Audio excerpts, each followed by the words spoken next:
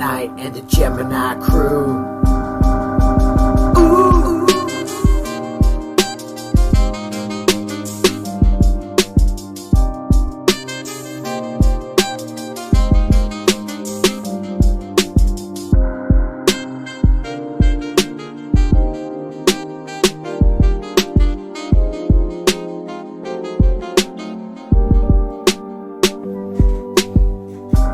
Mike into the night, you're here with Mike in the night.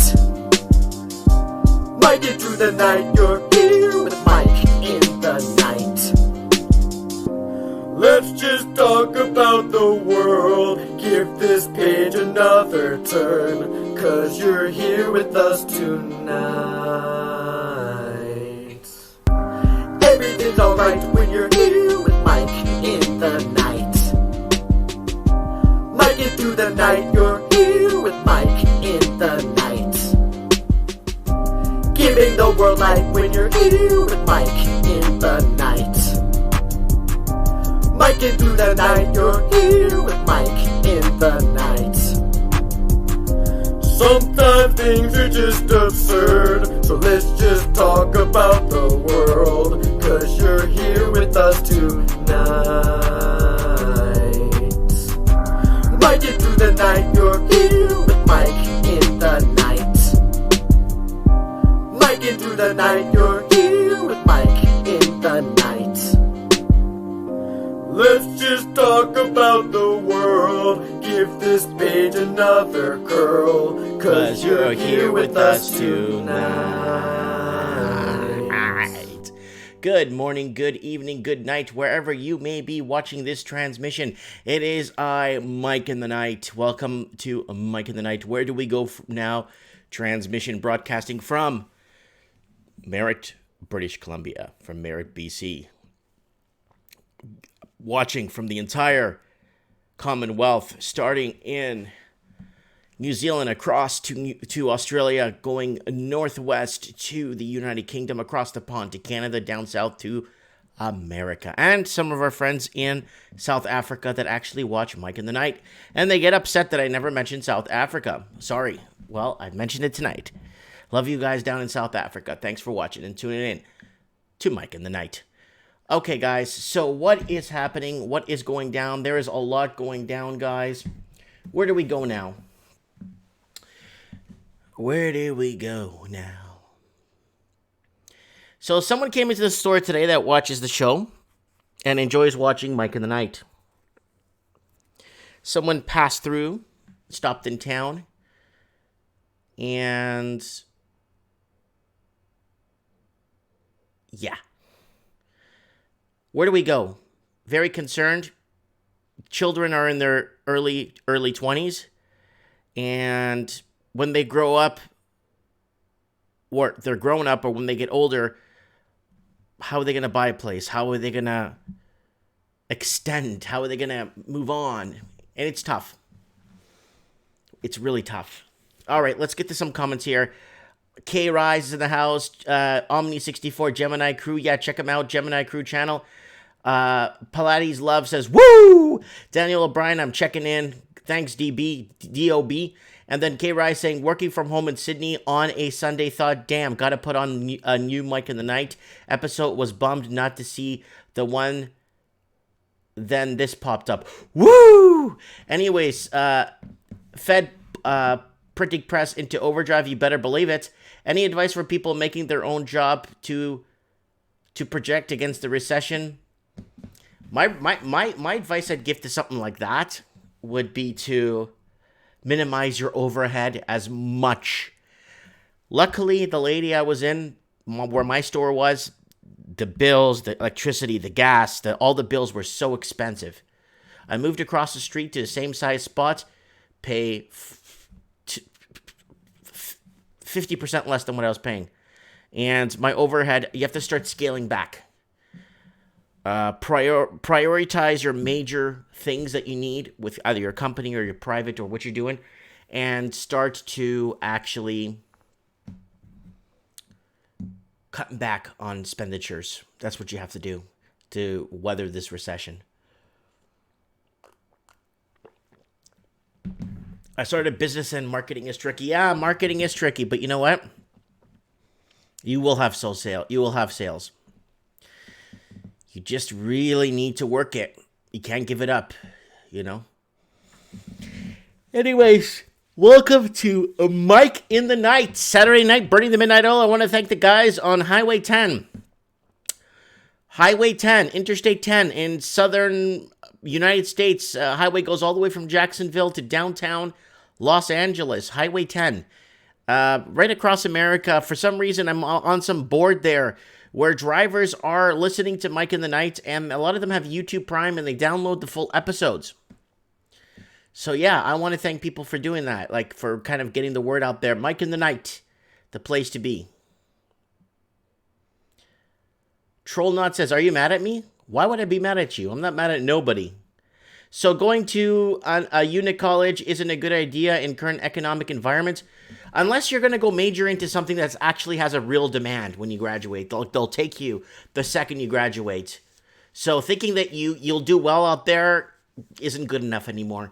You need something in writing from an employer.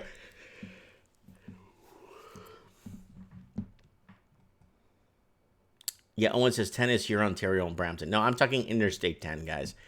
Down in the southern United States.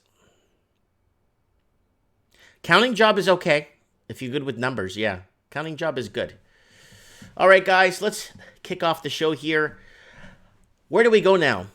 Now, the main reason somebody came into today to talk to me, they asked, what do I do, Mike? Where do I go?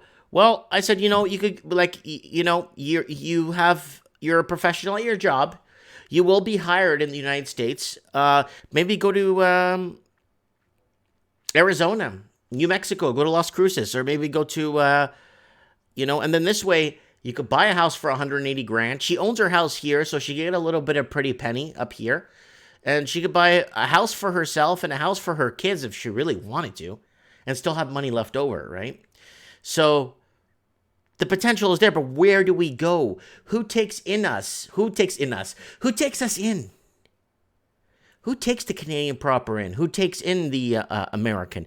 Who takes in? Where can you talk to? Who can you be with? Who would accept you with open arms? Canada's open arms. Canada is basically an open book. All right, let's plug the channel real quick here with some channel news here. Guys, don't forget to subscribe to the channel. There's Mike in the Night back episodes, so if you guys missed any of the back episodes, you are very welcome to come on to the episodes and check them out. People are playing these, streaming them while they're driving. Trends in the housing markets 2 days ago was an absolute hit. A lot of callers. We got Steve the Plumber on there. We got all kinds of people. We got Can't Read Market Talk. I do in the morning sometimes, some really good episodes. And Morning Coffee with Mike. Student loan bubble is actually a big deal. Tuition in Canada from...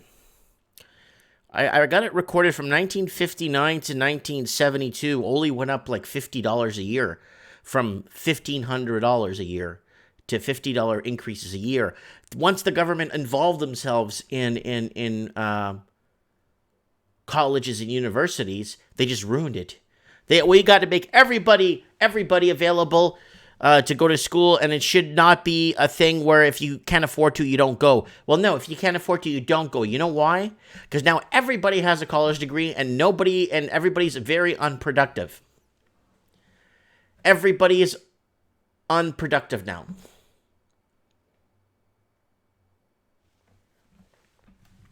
And then the government gives money to anyone and everybody that wants to get a degree, and it just means nothing now, right?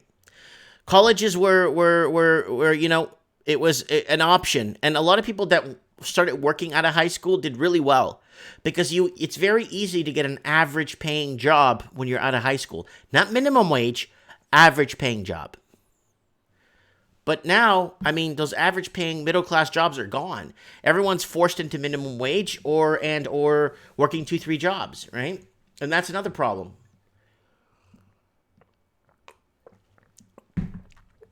Student loan debt is finished.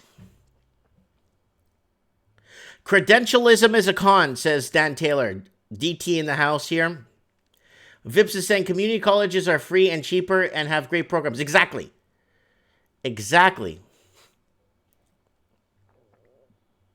So watch out. The government just says, here, take it. Then once the government's got involved in the mid-90s in Canada, I know in Canada how it works.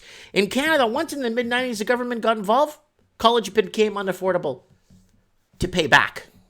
Not to go. You could still go, but they accepted everybody.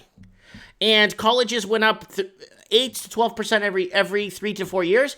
But then back from 1959 to 1989, college tuition, the average guy working, like I could work 3 months, 2 months in a year, a whole 2 months, and I could pay for my son's college tuition for almost 2 years, a year and a half, maybe 2 years of his college tuition and books. Now you have to work 2 whole years, full time, at not a minimum wage, but an average wage job to pay for someone's college for a whole year nowadays. That's how bad it is. So Dan Taylor, DT in the house, saying my tuition in engineering at McGill in 1969 was $720. That's exactly right, 100%. And then in 1970, the course probably went to $725.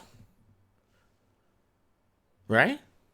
And then that okay, but then once the government gets involved in student loans, it became a federal thing, and up until the early 90s. College tuitions went skyrocketed, and the cost of learning went up, and then everyone this should bring the demand down to get a degree, but everybody wanted to get a degree, and everyone could get free money.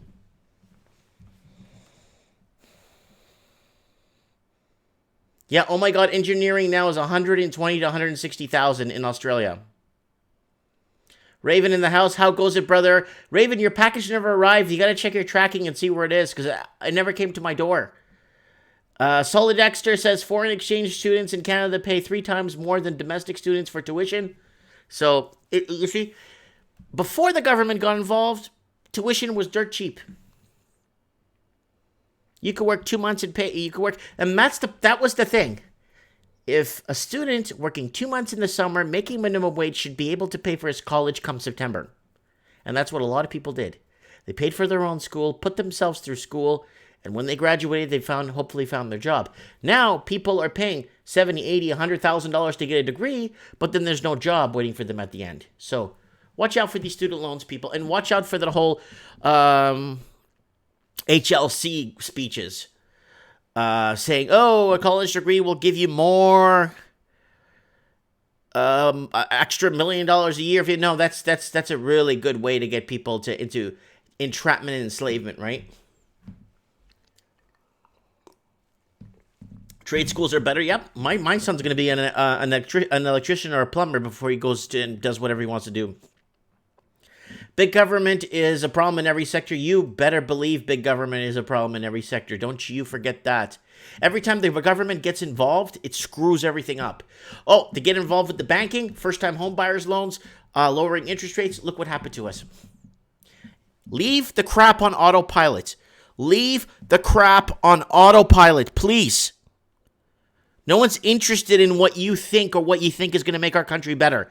Because everything was better. Everything that goes forward, it gets worse and never gets reversed.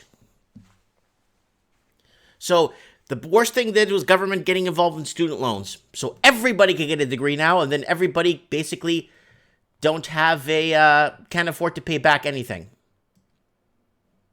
No one could afford to pay back anything. Right? Right. So, guys, don't forget Morning Coffee with Mike. Don't forget Housing Crisis, all the Commonwealth. This one is picking up a lot of steam. It's called Effin' Housing Ripoff. This one's huge. There is a house in Vancouver here. You're not going to believe this when you see this. The house is down $500,000 right here. It's down 500 large. This is an opportunity of a lifetime. I just have to kind of breathe in, relax myself, because $5.5 million, we're going to go do some shopping today, folks. So let's get our trusty, there's no photos of the place. I'm trying to get more photos of it. This is all we got, a bunch of dead grass out front, 2 untrimmed I don't know what those are. It's got no interlock. So that house there is $5.5 million. Then I went into basically looking at what you could buy for 200 grand. The type of places you could buy. And what I found astonished me out there. And $5.5 million for that. $5.5 million, and it's down $500,000 from its original listing of $6 million. So we did some shopping, and this is the house I chose to buy. So I did some shopping with that money, okay? So with that money, I bought this house in Plantation, Florida. Pay attention to this house. This is phenomenal. It's got a basketball court and all that stuff. It's got a full-size basketball court. So with the money, I bought this house in Plantation, Florida. Really nice house. And then I bought... It's got a drum set. Then I bought... Hold on. That's still the house. There's the basketball court. And then with that money, I bought this Lamborghini for 100 grand. This luxury sailboat for $314,000. It's got six sleeping rooms, and it's got 4 en-suites on it. It's got 4 bathrooms on it. And this plane. The plane was... How much was the plane? $375,000. Plane could go about 2,000 miles before it has to refuel. And the rest of the money would go into a high-interest account. If you put over $2 million, you get 4.5%. If you put over $2 million, and that's $96,000 per year you make off your money. So why would you buy this friggin' thing for $5.5 million when you could buy all this other stuff, this boat, that house, the plane, and everything, and still put $2.1 million in the bank, giving you over $2 million, and allowing you to basically make $96,000 a year off your money, right? So that was, yeah. Well, the comments are on fire tonight. Here we go. Politicians, this is from PS. Politicians operate in circles that do not include us. It's global hidden hands directing Western societies. This is 100% student loans, housing, local council control. Yes, you got these super councils that get together that are going to decide whether they're going to ban cash. No, we decide if we're going to ban cash. Not these super committees that get together that nobody knows and nobody voted in to make decisions on our lives.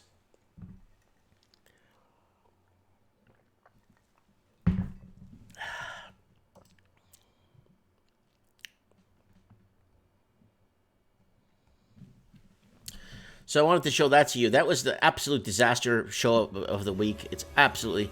And then we got here, jobs. Jobs are going down and down under. Hey, YouTubers. Jobs falling. Gold had a bit of a rally on Friday afternoon before the markets closed. I don't know if you guys noticed that. But don't forget to check it out, guys. Check out the channel. Oh, there's Walking Journey there. Okay. So we got... Don't forget to support me on Patreon. I got 16 Patreon supporters, guys. Come on, jump aboard. Donate $1 a month from your hard-working money, and I work hard for you guys. I always do, guys. $1 a month, guys, to support my coffee habit. And don't forget to tip me on my tip jar. It's up top here on the channel if you want to send me a tip. And, guys, don't forget to follow me on Instagram. I'm on Instagram, guys. Go ahead and follow me on there. I'll leave a link inside the live comments there if you guys want to follow me on Instagram. So that's that. Okay, guys, let's get to our stories tonight on A Mike in the Night. Burning the Midnight Oil with Mike in the Night. I want to thank everyone that's at work right now that's watching this, especially them long-haul truckers on Interstate 10. Mikey, what happened to the 600K garage in Toronto? I don't know. I'll actually follow up on it. I'm not going to lie. I don't know. Maybe I can make up a joke about it. How can we joke about this? 600K garage. I can't even joke about it because it's so serious. This is the part of the live show when we say, woo! Oh, yeah. Shout out to truckers, man. Okay. Let's get on to our stories here tonight, guys. We got quite a bit I want to cover here. Lots of concerns, though. Someone sent me $5 I'll call in update about the Fed Bank situation. I watched a bunch of vids on it. Yeah, go ahead. Automized Asteroid, go ahead and send me a message on Skype, Mike Martins 1980. Send me a one-liner right now saying, hey, it's me, Automized. Try use your YouTube name so I know who you are, because I have over 1,100 people on Skype now. So if you guys want to do that, I'd be very happy to know who's messaging me, type of thing. So this way we could stay in touch. And shut down DC global climate strike. Oh, we got Crazy Darzer in the house. Sorry, man, I can't read. The dollar is going to be backed by JP Morgan Silver Hoard. No. Lord, we know what's going to be back in the dollar, and it's that white flour. That white sugar substitute looking stuff. It's not going to be what you think. I'm banana on Skype. You're banana. I don't know. There's so many. You just got to keep messaging me till it comes up and I'll see messages here. Because there's just so many people on Skype right now. Okay, guys. What if Russia, Iran, and China win the war? It's kind of tough. It's kind of tough. In Australia to do that. In Australia. It's kind of tough for Russia and economically. Hot war? Maybe not. It's because if it was Russia and Iran, it'd be harder. But if it's Russia and Iran and China, like all of Asia will gang up on China. All of Asia will gang up on China. So that's the thing. So if it's just Russia and Iran, it would be more complex. But if it's Russia, Iran, and China, like a triple entente, then it might be an easier war to fight, because then you'll have a Pacific War, and the whole of Asia will gang up on China, and then you got Europe that hopefully potentially supports the West, and creates a curtain between Russia. And then you got, I don't know. Trudeau is trying to ban firearms before the crash happens in Canada. There will be definitely, that's Stevie Stevens in the comments.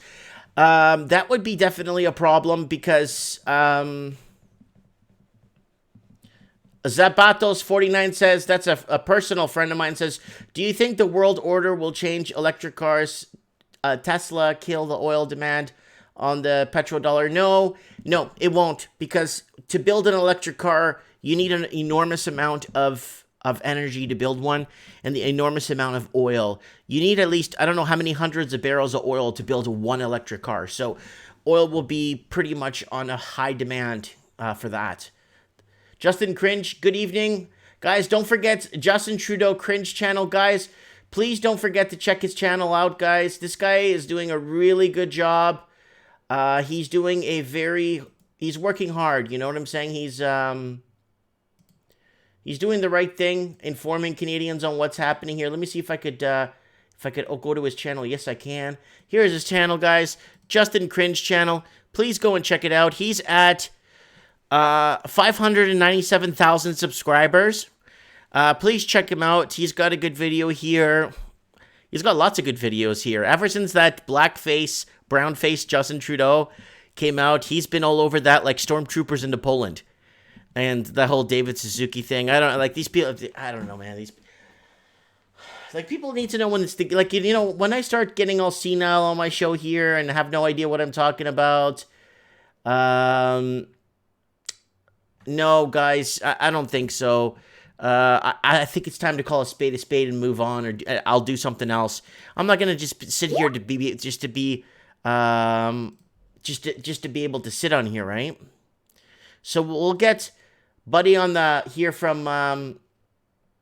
from Australia on in a second. Let me paste here if you guys want to check out the Justin Cringe Trudeau cringe, Justin Trudeau cringe channel reactivated. So says he's been losing subscribers. No, I don't think so. I mean, he's got quite a few subs here. So it's 5,970 subs or whatever. But last time I checked, he had like 3,000. So please subscribe to his channel, folks. Like, he's got a lot of cool stuff here. I don't want to play it because then it's going to flag it as I've been stealing other people's. I got that the other day for putting a 3-second clip on TV. On here, not TV, on here. It just gave me a 3-second clip. It was like, what, why? So don't forget to check him out, guys. Guys, if you have a channel and you are commenting on this show, please go ahead and just tell me to show your channel to everybody. I have no problem doing that at all. If you're commenting on here and you're contributing, I have no problem telling people about your channel. Not one at all.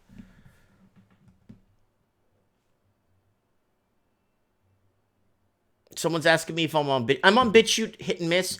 It takes a million years to upload on BitChute, so I tried again yesterday. So we'll see what happens with that. BitChute is tough. It's tough. All right, let's get back to our...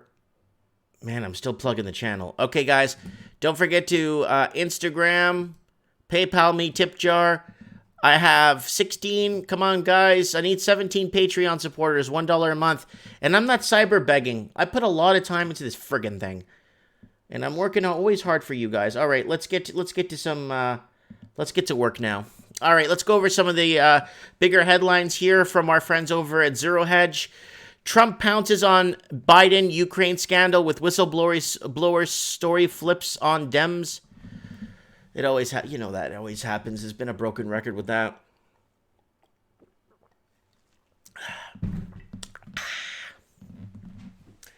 On campus of 30,000 students, less than 10 attended university's white privilege workshop. So 30,000 students, less than 10 of them attended the university's white privilege workshop. Why? Because it's garbage. There's no such thing as white privilege. My dad, God rest his soul, worked his life to the bone. There was no white privilege. I put in a lot of time too myself. I won't be getting a pension. North America's bird population is collapsing. Nearly 3 billion wiped out since 1970. It happens, guys, and it resurges, it comes back, it resurges, it comes back. They won't be extinct, believe me, it happens. Same thing with the bees. The bees go through cycles where they start going extinct, and then they start... somebody sent me $5.99. That's Johnny Wilson, 2-time world champion. Thank you so much. I don't know how this thing works, but I hope YouTube's giving me the money, but I really hope so. Okay, North American bird population, guys, it happens in waves. It's same thing with our solar. Our sun has its own cycle, and then we're entering a cycle of the 800-year period where we're gonna get back to colder, crisper temperatures coming soon, and they're gonna call it now global cooling. It's the sun. Okay. These are the banks where the Fed's 1.4 trillion in reverse are parked. We all know who they are. Deja Vu 2000, flashback in 2007, part 2. Home flippers see profits shrink and latest signs of housing boom is coming to an end. Moscow slams U.S. general for plan to destroy Russia's air defenses. 12 tons of cocaine worth of 575 million seized in Malaysia's largest drug bust. Oh man, 12 tons of cocaine. God, JP Morgan could use that to back their currency or to back their silver and gold certificates with that. We got to get Lord Humongous in there, see if he could pick up a key over at the JP Morgan there by his house.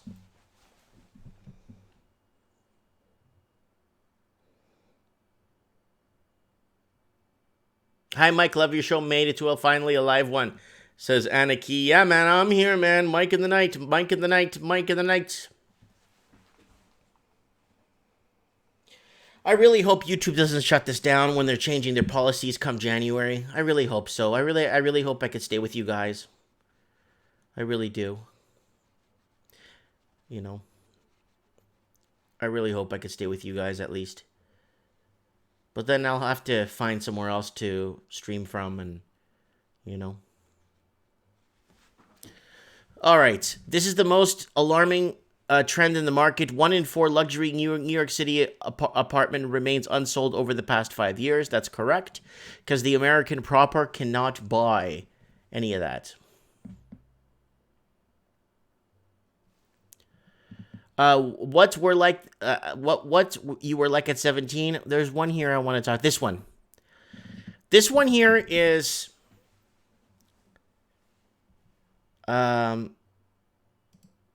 this one here is crippling. Okay, guys. Sorry, guys. I'm monitoring the whole system here on the side, reading your comments, looking at the levels, making sure everything's okay, and then looking on this side and, you know, kind of thing. So, guys, bear with me a little bit here.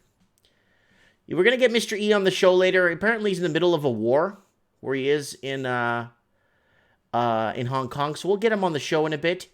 We're going to get Satellite of Australia on first, Asteroid on to give us a little thing on what's going on with the feds. So this is very scary. Why are so many top-tier college girls turning to soft prostitution?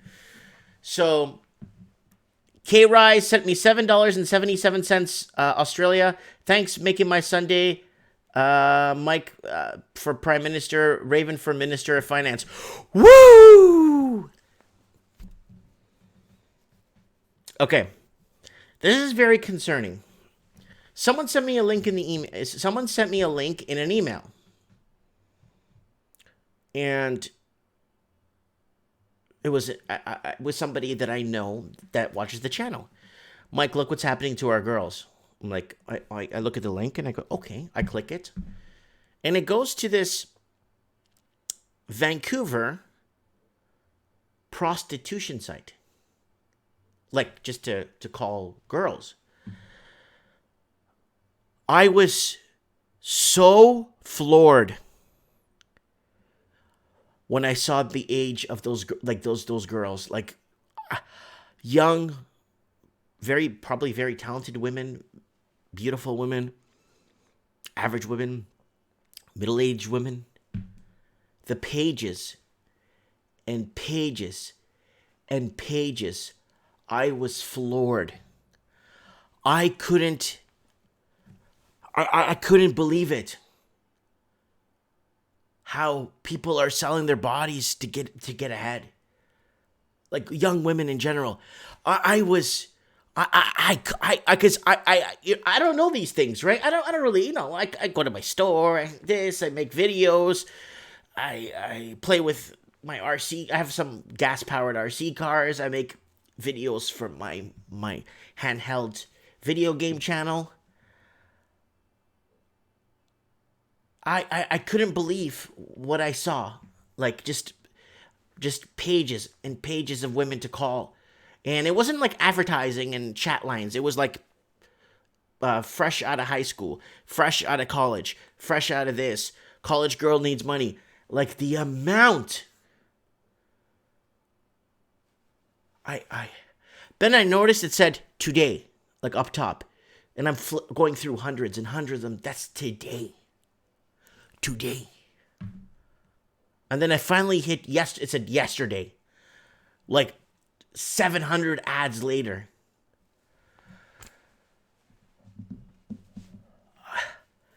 I don't know what to say. I don't know what this is happening.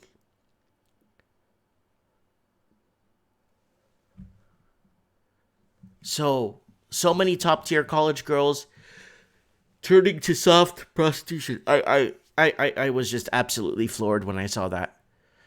I could not believe that. Can't believe it. It's like, wow. I mean, did this happen in the 20s and 30s and 40s and the 1940s and no one really talked about it? Or is it just, are people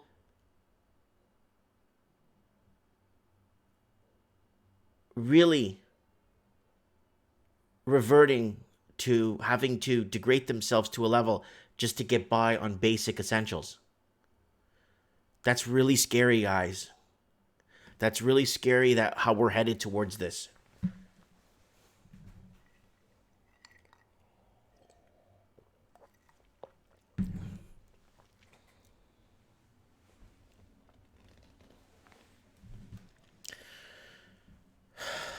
Anyways.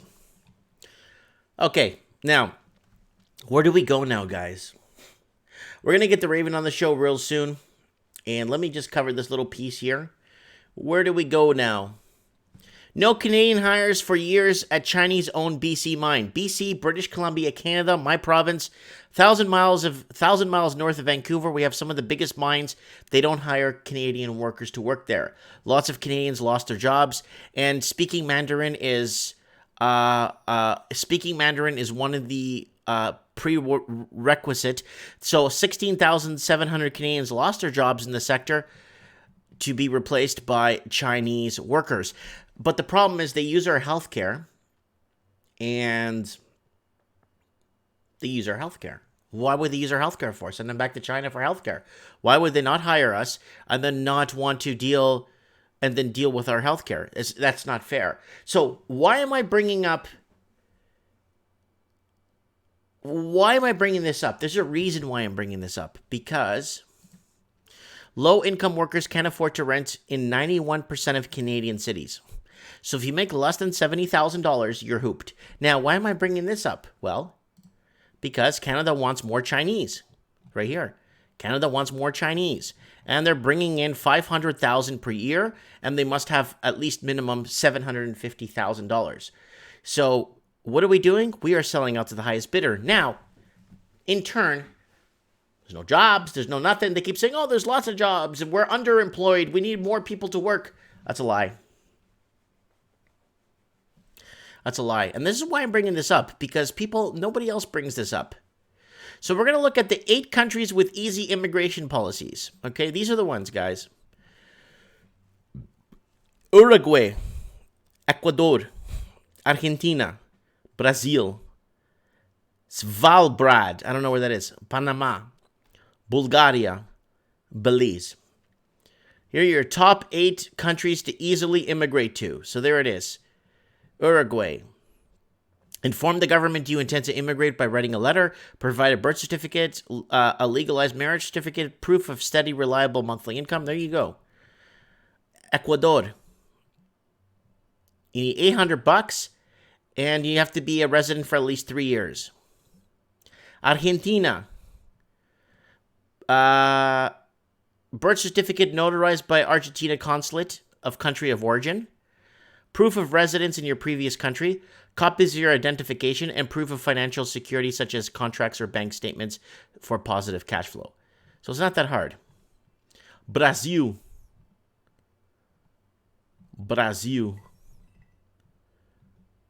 Svalbard. I don't know where this is. It's in Norway somewhere. Oh, okay. It's in Norway. Panama. And yeah, these countries are very Belize. So where would you immigrate to? Brazil. Everybody picked Argentina. And then Svalbard. And then Uruguay. And Brazil and Ecuador. Interesting. So let's look at the top 10 places to retire in Europe. Number 1, we have Algarve, Portugal. Then Annecy, France. All right, let's go like this. Algarve, Portugal. Annecy, France. Ljubljana, Slovenia. Cascais, Portugal. Wow, Portugal made it twice. Cascais is nice, but I don't know why it's got the best peaches in Europe. Yeah, I know that, but it's kind of pricey in Cascais. That's where they invented James Bond. No, James Bond was invented in Estoril. Estoril, Portugal. Yeah. Cascais, Portugal. City, Santo Angelo, Italy. Kotor, Montenegro. Carcassonne, France. And Paris, France. And Popoli, Italia. Valletta, Malta. And that's it. I'm surprised Portugal's on there twice. They never mentioned Portugal for anything. And 10 best places to retire in Asia. Malaysia, Indonesia, Vietnam, India, Thailand, Malaysian, Borneo, Vietnam, Lumpur, Malaysia, Thailand, and Taiwan. Nice. That's nice. Thailand's really nice. I've been there. I've been to Vietnam. I've been to Taiwan. I've been to Cambodia. It's not here. Cambodia's nice. Almost got arrested in Cambodia.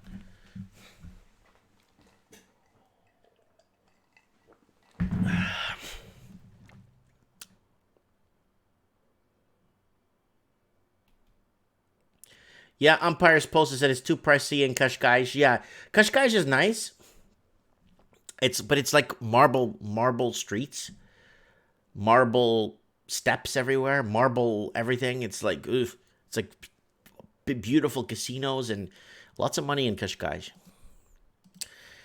Okay, top 10 toughest immigration laws worldwide. These are the countries you're not welcome in, basically. These are countries they don't want you living in their country. These are countries where they don't want you.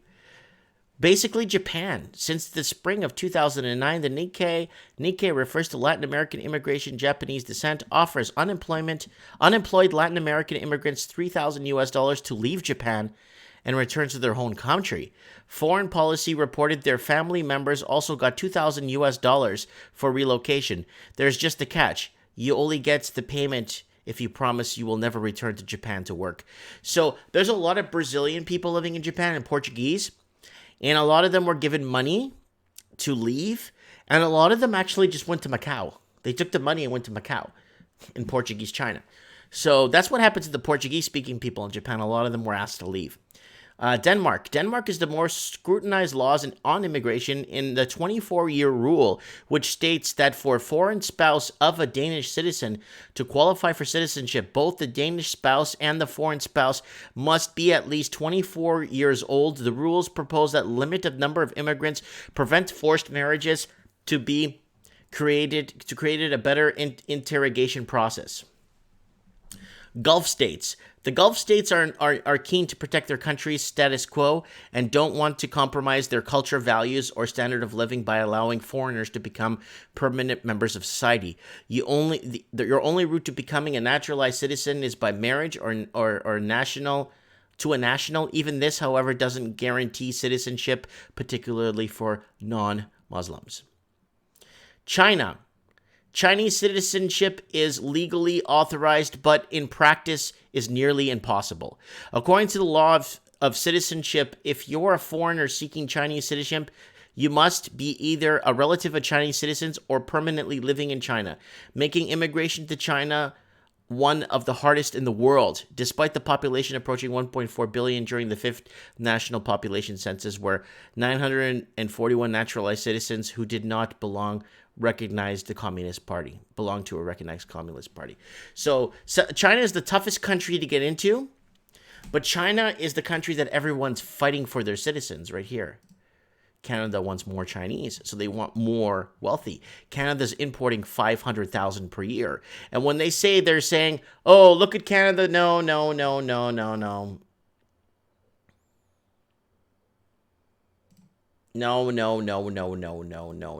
Doesn't work like that. No. We bring in citizens from a country that don't want us living in their country, and that's really sad. South Korea, Israel, founded on the idea of providing a haven for the persecuted, Israel now refuses more refugees than any other first world country from Africa. Securing permanent residency is almost impossible unless you are Jewish. Switzerland. To be considered a permanent resident, you must live in Switzerland for 10 years. To be eligible to do that, you must either be a high net worth investor, married to a Swiss partner, or be employed by a Swiss company in a highly skilled or well-paid role. Austria, Nigeria, India. There is no path to legal permanent residency for foreigners who are not of Indian ancestry. So a lot of the countries we bring people in from, they don't want us there. And I'm even talking about people of Indian descent that lived in Canada, let's say second, third generation people from India, can't go back to India and get citizenship. So it's not bad. I'm not trying to pick on the cultures. I'm just trying to say it's really tough, especially China. I mean, it's really tough to if you have a job to do or something. Remember, there's 1.4 billion there. There's a huge market there that you could potentially tap into, but.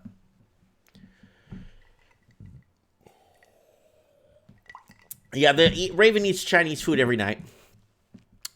Okay, what else? Let's move on here. So we got this rubber bullets in Hong Kong. So let's see if we could get what's his name? Asteroid dude on the show here. Let's see if he picks up.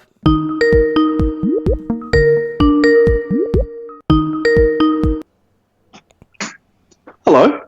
How are you, my brother? Oh, I'm good. How are you? I'm doing fantastic. Welcome to Mike of the Night.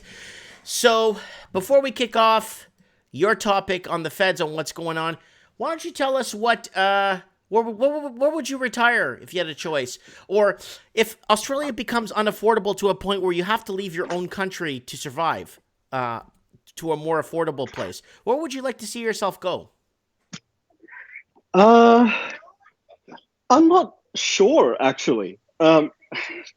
I actually don't really know. I've thought about it a couple of times. I kind of like Europe, but because it would be similar enough to Australia, but I can speak Spanish, and my parents are from Uruguay, and so it would be rather easy for me to go to Uruguay. They would give me the passport and the citizenship pretty easily. I think it'd be really easy. You could go anywhere basically in South America except Brazil.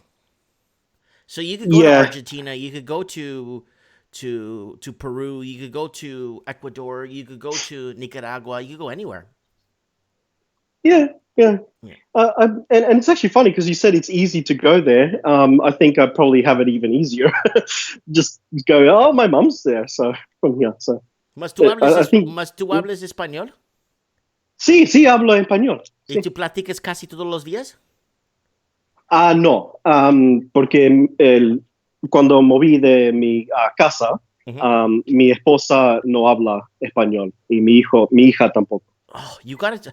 I talk to my kids in Portuguese 24/7. They don't. When they come to me, they already know I'm going to speak Portuguese to them. I never speak any language but Portuguese. Yeah, I don't know. It's just because the missus, she doesn't understand it. Well, if it makes you feel any better, there's more people speaking Spanish than English. Really? In the world? Yep. I'm sorry.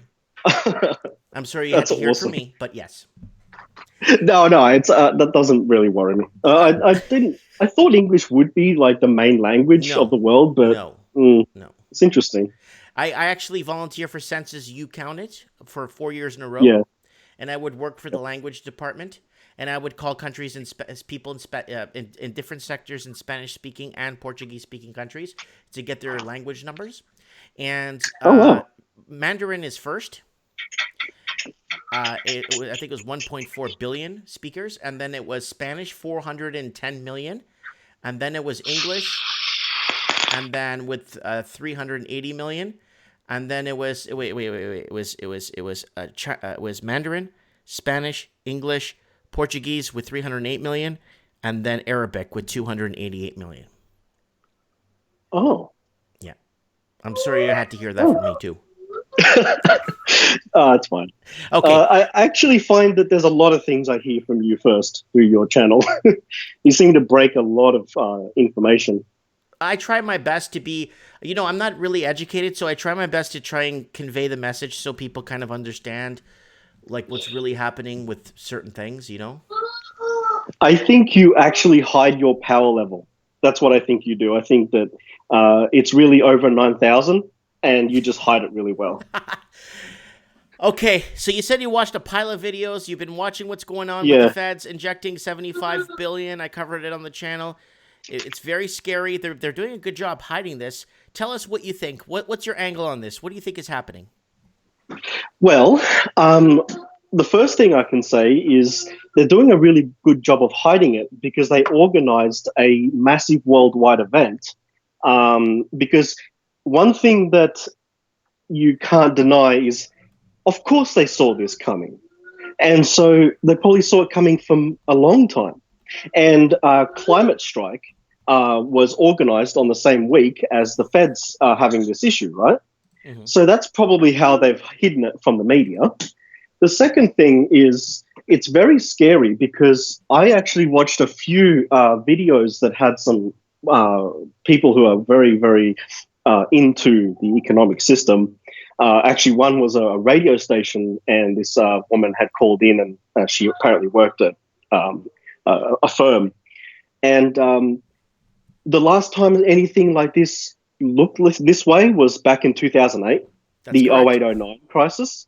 And what will happen is that, well, what specifically happened was that the banks do their overnight short-term loans, 1 or 2 days, or even in a matter of hours. And when they were looking for money, which they look for US dollars, because in the economy, you've got all the different currencies and they have an availability to them. Printing money is what creates the more availability. Right. So they go out looking for their, quick loans. And this probably happened on a Monday, probably because over the weekend, the banks are not doing anything. And so when everyone goes out and spends on their credit cards and, spends on their balances, it drains the bank. And then on Monday will be the biggest, it'll be the biggest overnight tradings to catch up. There was no availability of US dollars, right? Right. So they all panicked and the Fed injected money.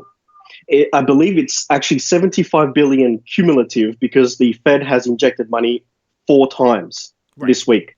That's correct. Yeah. They've done it once without really actually kind of telling anybody about it. There was one time, and there was a time they got caught doing it and they had to kind of announce it, right? So that's right. Like there was the 4 times like you mentioned, but one time they got away without it being noticed by the public, and then one time they got caught, so they had to kind of report on it, and the other 2 times they announced. Yeah. So that's right. When they're kind of playing, when they're beating behind the bush or they're pulling the wool over our eyes, there's obviously something bigger at play here. So what do you think? What do you think is their angle? Well, I don't think there's an angle. I think that they're screwed, right? If you think of it another way too, is that as other countries need to do trading as well, there's a knock-on effect here, right? Mm-hmm. I mean, maybe the angle is that they're doing it on purpose and they organized all these other events. They did it during G7. They organized Climate Strike. Who knows who the hell was behind Storm Area 51? Like, there's distractions like tenfold right now. Even the vaping thing, right? Mm-hmm.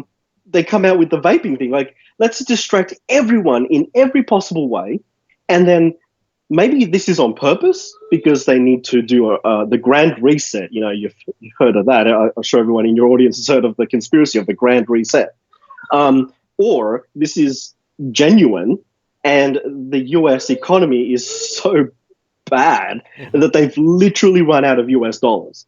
And other countries are going to want to do trade, right? Like Australia wants to buy oil. You got to buy it in US dollars because the petrodollar. Right. And then you reach across the pond, give us US dollars, and then it's like, well, you don't have any. So the knock-on effect could be really bad.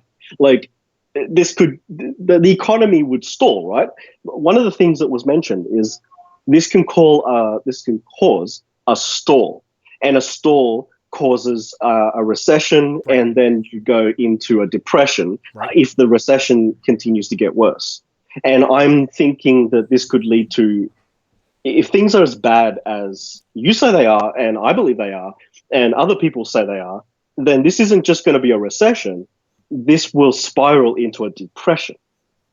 Do you agree or disagree on that? I 1,000,000,000% agree. I've been talking about recessions lead to depressions, and the difference people listening. So let's backtrack on some of the things that our guest mentioned here. 1, petrodollar. How does a country buy oil? Well, they need to buy U.S. dollars, right?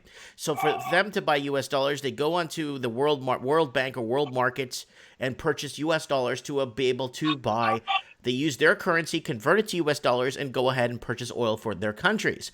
Now, the United States of America has led the I don't know how to say it, the mafia or organized oil cartel into keeping this this organized crime under wraps under their petrodollar, and any country that decides to trade in other currencies basically need freedom or need freedom sent to them immediately.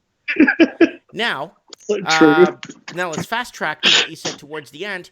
What you have is our manufacturing sectors right now in the Commonwealth are seeing the weakest manufacturing they've seen since the Great Depression right now.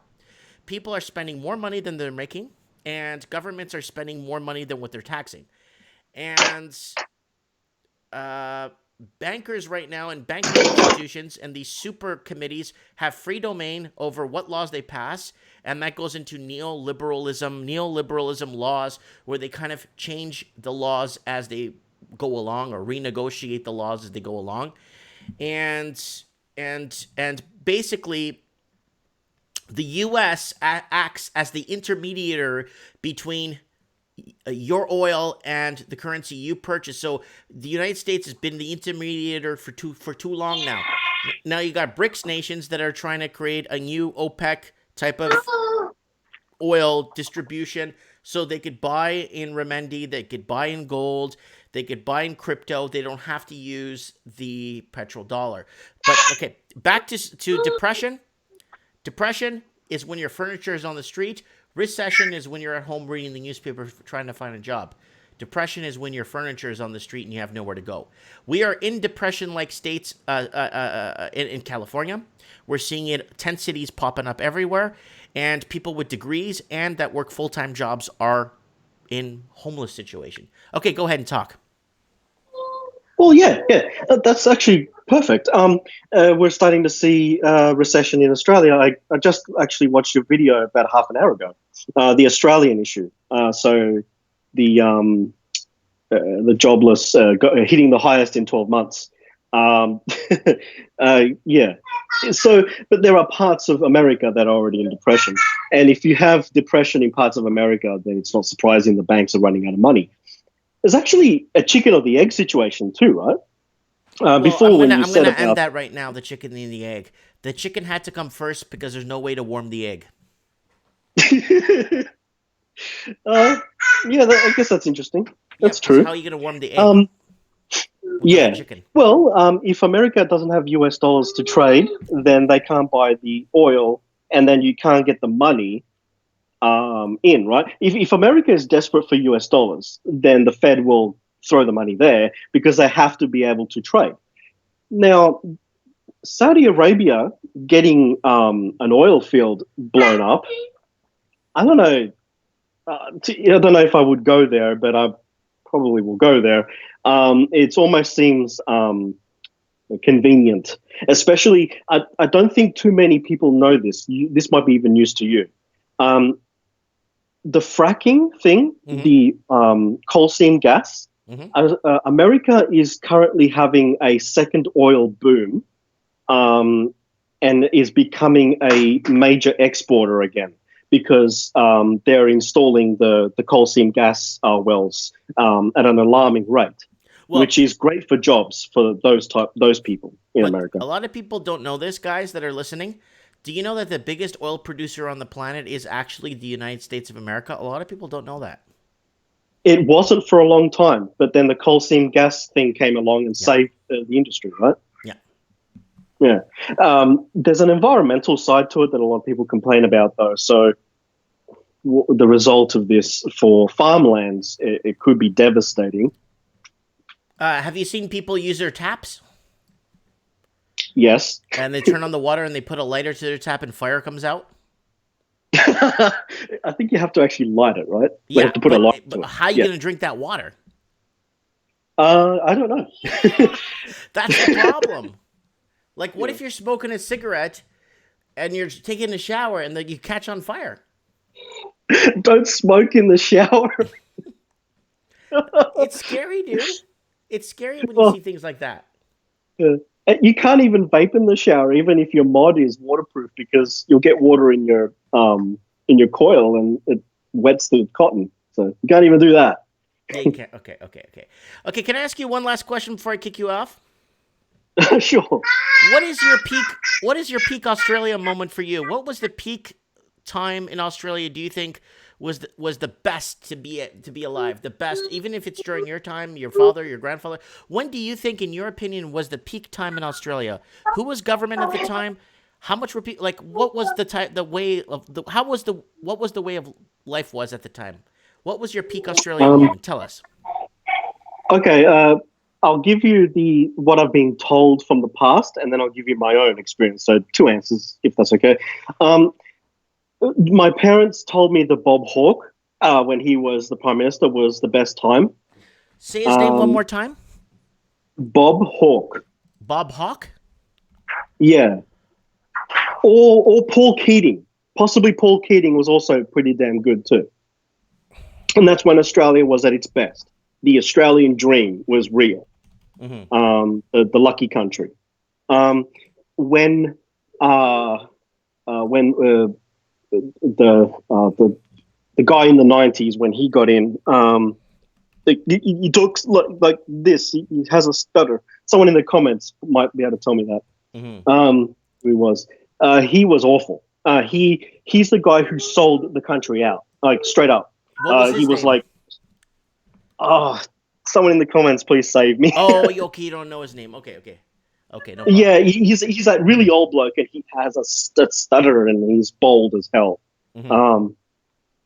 Yeah, he came out saying, Australia's open for business and all that sort of jazz, then sold everything, to overseas investors. And that's when it all went to hell. Mm-hmm. For me personally, I would say it was when Kevin 07 came in, Kevin Rudd, mostly because nothing to do with Kevin Rudd or the previous Prime Minister. Mm-hmm. I'd say it was just simply I got to enjoy the last breaths of prosperity left in the country at the time. I was in IT, working, doing really well, business to business IT. But like you mentioned in that video, like a lot of people, immigrants come here and they take the jobs. And in IT, it was happening massively, mm-hmm. Where companies would open here as labor force. They would pretend to be like a labor force sort of place. Mm-hmm. And instead of bringing part-time workers who are Aussies, they were bringing in people on the 457 visas, I believe, right? If that's the right number. And basically, they would get all the jobs, and most of them were from India. So, yeah, they were working for pretty low wages. Like I would be getting, say, $27 an hour as a full-time permanent. They were getting $18 an hour, and thinking that they were rich as hell, And basically, yeah, a lot of IT places closed up, and I lost my job, and I couldn't find another one. And that was it. Yeah, I've just had to go into a completely different industry, and even that's, not a lot of time left. Mm-hmm. There's little time left to be prosperous in this country anymore. Okay. Unfortunately. So peak time, the best time to be in Australian was, what year was it? You said 19. Probably during the Paul Keating, Bob Hawke era. That would be, I don't know the years off the top of my head. Yeah, I tend to struggle to remember numbers, actually. Was that 1969, you think? Oh, yeah, that'd be about right, wouldn't it? Because it was around the time when my parents got here, in their 20s. Yeah, I'm looking at images there from 1969. Ooh, first ATM in Australia. Yeah, it'd be around the 60s, 70s would be the peak. Mm-hmm. I think for America, it would have been around the 40s, right? Yeah, that was their peak time, I guess, in the 40s. Yeah. Yeah, because Australia is like America on a 20-year delay. But yes. One interesting thing about it is that the delay is getting shorter and shorter. Now to the point where, in some aspects, Australia is passing America with the things that are going on. I mean, they're using Australia as the testing ground for various things now, like passing laws that stifle journalism. They sent the Australian Federal Police recently to the ABC headquarters and raided it with freaking Federal Police armed with fucking guns that were like, oh, sorry for swearing on your channel. Sorry. No. I wanted to say. No, continue. Was it Bob Hawke? Yeah. There's Bob Hawke and Paul Keating. They were good, from what I've been told. I got his picture here. So, yeah, they also passed things like laws like what was it? The public protection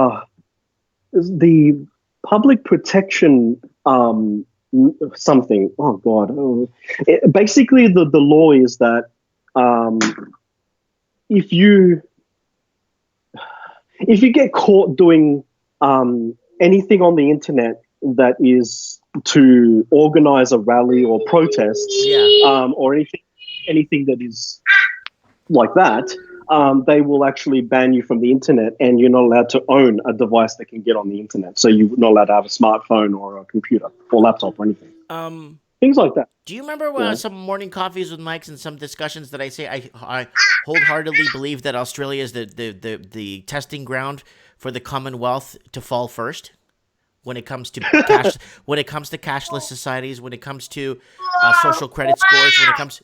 Haven't I said that many times? Australia is the first one. Yeah, you have. Yeah. I haven't seen. I've probably seen more of your streams than I have your videos. But yeah, I say it all the time. Australia is the testing ground. It's the petri dish for the Commonwealth. 25 million people, easy to monetize with today's technology, and it's easy to follow. No dark space, and give it till 2023. You won't have a single dark space to hide in Australia because you were going to be watched, surveilled, and you're going to be judged by a social credit score. There's actually something though, because Australia is habitable only around the coast, pretty much. Right. The dark spot will be out in the desert areas. Mm-hmm. They won't be able to monitor. There are actually towns out there that have a few people in them. If you wanted to go and just disappear into the wilderness in Australia and just become self-sufficient when the world goes to hell, basically just get an Aboriginal passport, make friends with the Aboriginals, get a passport with them, and then just go live out in the middle of nowhere with them. That's it. Yeah, I guess so. Yeah, I mean, you could. I guess in America you could do that with the Native Indian settlements. I don't know, but the Aboriginals here are generally very nice, and they don't really buy into the social justice stuff. But they are angry with the original settlers, but they don't really hold the current generation responsible. Well, it was that generation's war, not yours. Yeah, it was their fight, not your fight. Yeah, they only give you one chance, though. Certain people they will never talk to. Right. Yeah. Okay, well, thank you so much for your time and coming on the show and giving us your insights. Yeah. I suppose the important thing to know, like a takeaway as well, I remember hearing this, is that there's no easy way out of this mess. Once the Federal Reserve has injected $75 billion, one thing that's interesting is that if you look at the total value of Morgan Chase, or like the Chase Bank, I think $75 billion I heard was a quarter, or was it a third? It's like a quarter or a third of the value of the Chase Bank. Mm-hmm. And they have actually gotten most of the money, but I could be completely wrong here. I don't know for sure, but that sounds like similar to when a country gets so in debt that you can't come out of it. So if the banks are in a hole, because see, society and the country gets into a hole with the banks, the central banks, and then it becomes like an unpayable debt, or it puts 100 years of the future generations into massive debt. But one of the problems is if the banks then become indebted to the Federal Reserve itself, well, then now you've got a stack on a stack. Right, you got a bubble on a bubble on a bubble, and then you just keep continuously using the lower rates and inject more money in quantitative easing. And what you do is you steal the futures away from the next generation. I think we're on our great grandkids generations will be robbed. Oh man, I think it's an unpayable at this point. I don't think it's going to be payable at all. Like, unless we drop rates to like -25. What? I don't even get that. That is so bizarre. Here's a question. If you have bonds that are in negative interest rate, and then you put negative interest rates at the bank, does that turn the bonds that are negative to a positive? No. Okay. All right. No, I don't. It wouldn't invert like that. No, that wouldn't work. No. So an inversion doesn't cause another inversion to invert? No, because a lot of the banks in Germany and countries that right now have negative rates, their banks are offering 0.0001% on your money. So, yeah. So if you have $1 million, you'll get like $300 a year in interest. Okay. Cash. All right. Yeah. Well. Anyways. All right, man. You have yourself a good day. We'll have you again on the show. Don't worry. We'll have you again on the show. Or just organize yourself like you did tonight. We'll have you on next time if you want to jump in and give us your insights. Yeah. I don't come on that often, but when I do, just come on anytime because there's a lot going on and we like to get your angle. Yeah. Well, one of the issues, like you've heard, the little one gets noisy, and you stream always at this time. So, as long as I can keep her quiet, then, yeah, I'm happy to come on. No problem. All right, brother, you take care. You have yourself a good weekend, and we'll talk soon. Yep. Well, I'm going to tune in back into the show. All right. See you. Thank you. Bye. So that's our man, Satellite Australian, keeping his name under wraps. He is from South America, so he has a way out. His way out is basically going back to South America. I mean, I would not go into the Australian outback. I think I get bitten by something and I'll be gone, man. Remember, guys, I'm of European descent. We don't last long in jungles or dry, arid places. And yep. Buy one kangaroo. Kangaroos on sale. Buy one, get one free. All right, let's see if we could get... Where the heck is Evan? Evan, are you still there, buddy? I need to get Evan on the show. He says it's all-out war in Hong Kong. And hopefully we can get the Raven on.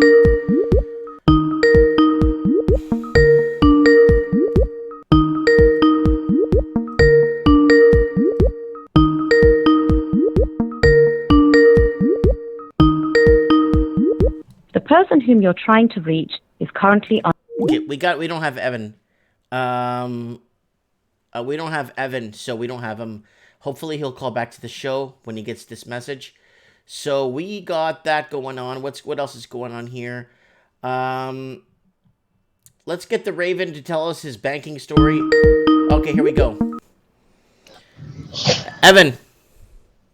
I can hear you, Mike. Hello. Are you in the middle of a war zone right now? Because it's not looking good here in Hong Kong from what we're seeing on these images. Oh, last night was bad, I tell you. My entire area was shut down. Couldn't even get back home. Isn't that nice? The mother-in-law had to walk for an hour to get home. All the trains were shut down preemptively. Very nice. Okay. Everywhere. What's happening on the ground? Like, what is happening politically? Are they getting anywhere? Well, what do you call getting anywhere politically? That's kind of a joke, isn't it, Mike, saying such a sentence? Well, I'm hoping to get some good news on your end. I don't want China to take over. I don't want China to take over Hong Kong. It's the biggest economic. It's like the backbone of the economic world. You know what I'm saying? It is the heart of Asian economics. You're not wrong there. But when it comes to, the situation here at the moment, during the daytime, on a weekend, you'll have a protest on. somewhere, and usually they expand and spread out, and then the police will cordon off everything, and you'll be left stranded or in the protest getting tear gassed and beaten. So apart from that, everything tends to run the same, except when they shut everything down. So you never know when that's going to happen. So everyday life can be perfectly normal until the cops show up with their triad buddies brandishing the meat cleavers. Okay.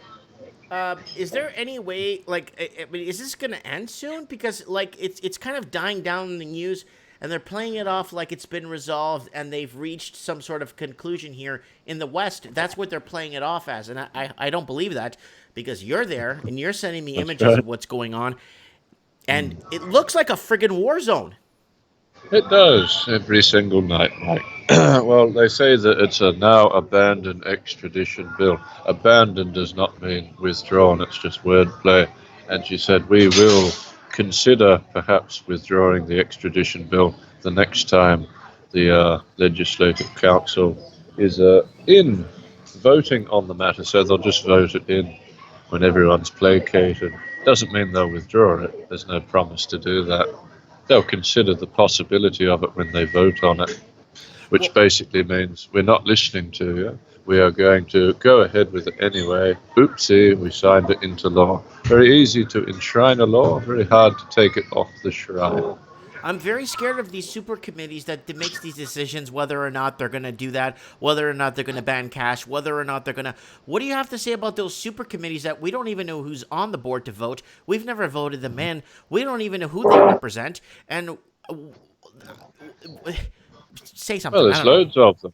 There's so many supranational organizations, Mike. You've got the Project for the New American Century. They're the ones who have that list of wars that just kept going. You know, that's PNAC. And you've got AIPAC, you know, the Israeli group with the American interests who get their little hands everywhere doing the Greater Israel Project. They want to annex all of the Jordan River.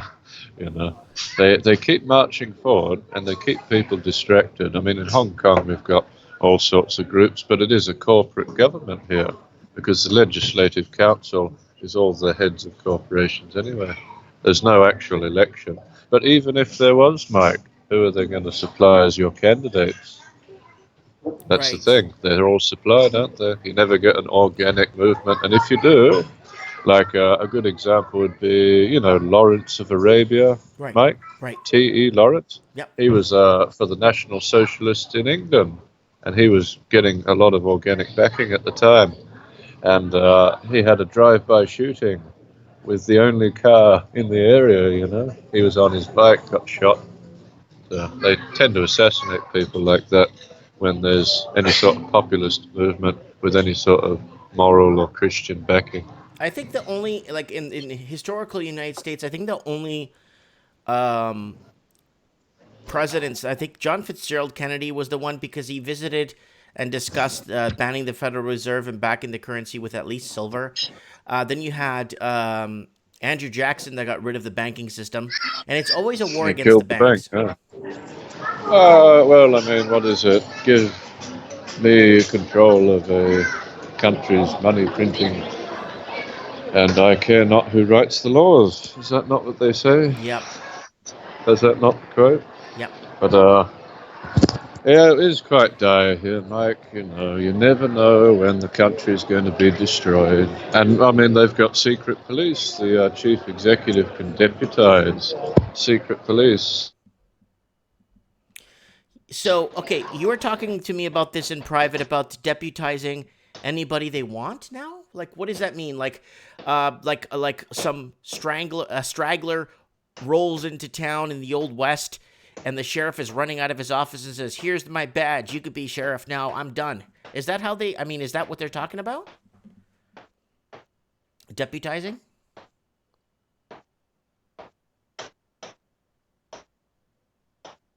Evan? Evan, are you there? Oh my God, we lost Evan, guys.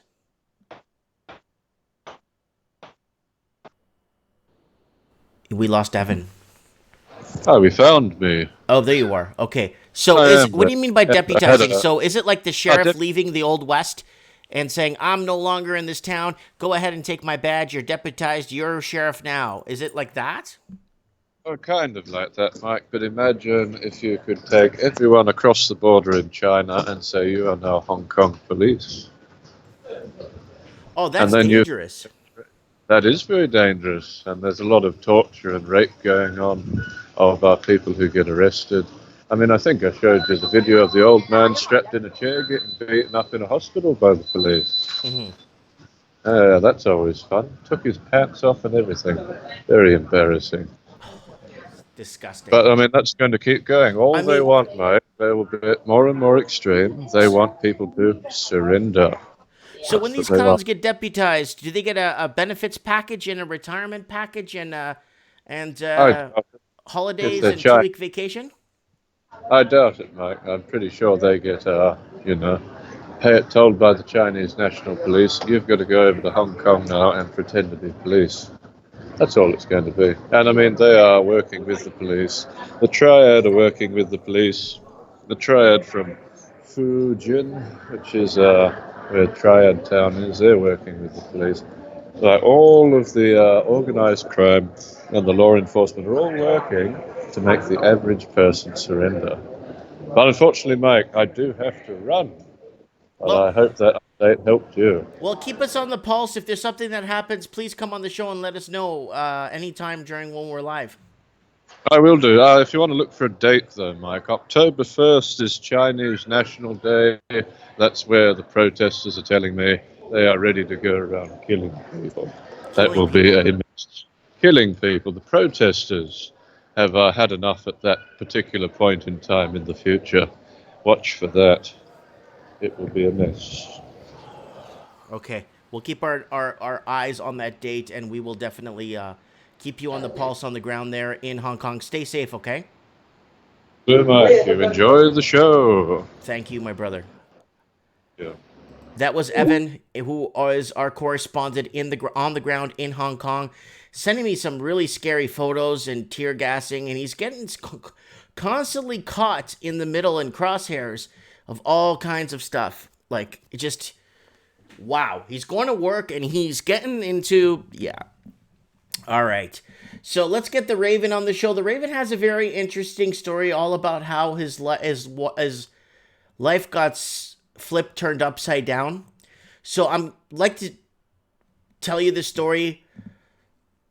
I'm trying to sing the Will Smith song, the Prince of the Town called Bel Air. Anyway, fight the commies. That's right. We're anti-communism. Communists could go straight to hell.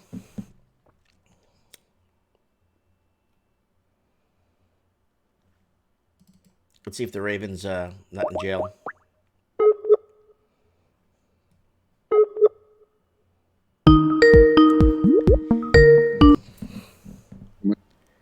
Hello? Are you there? Yeah, sir. Are you there? Yeah, I'm right here.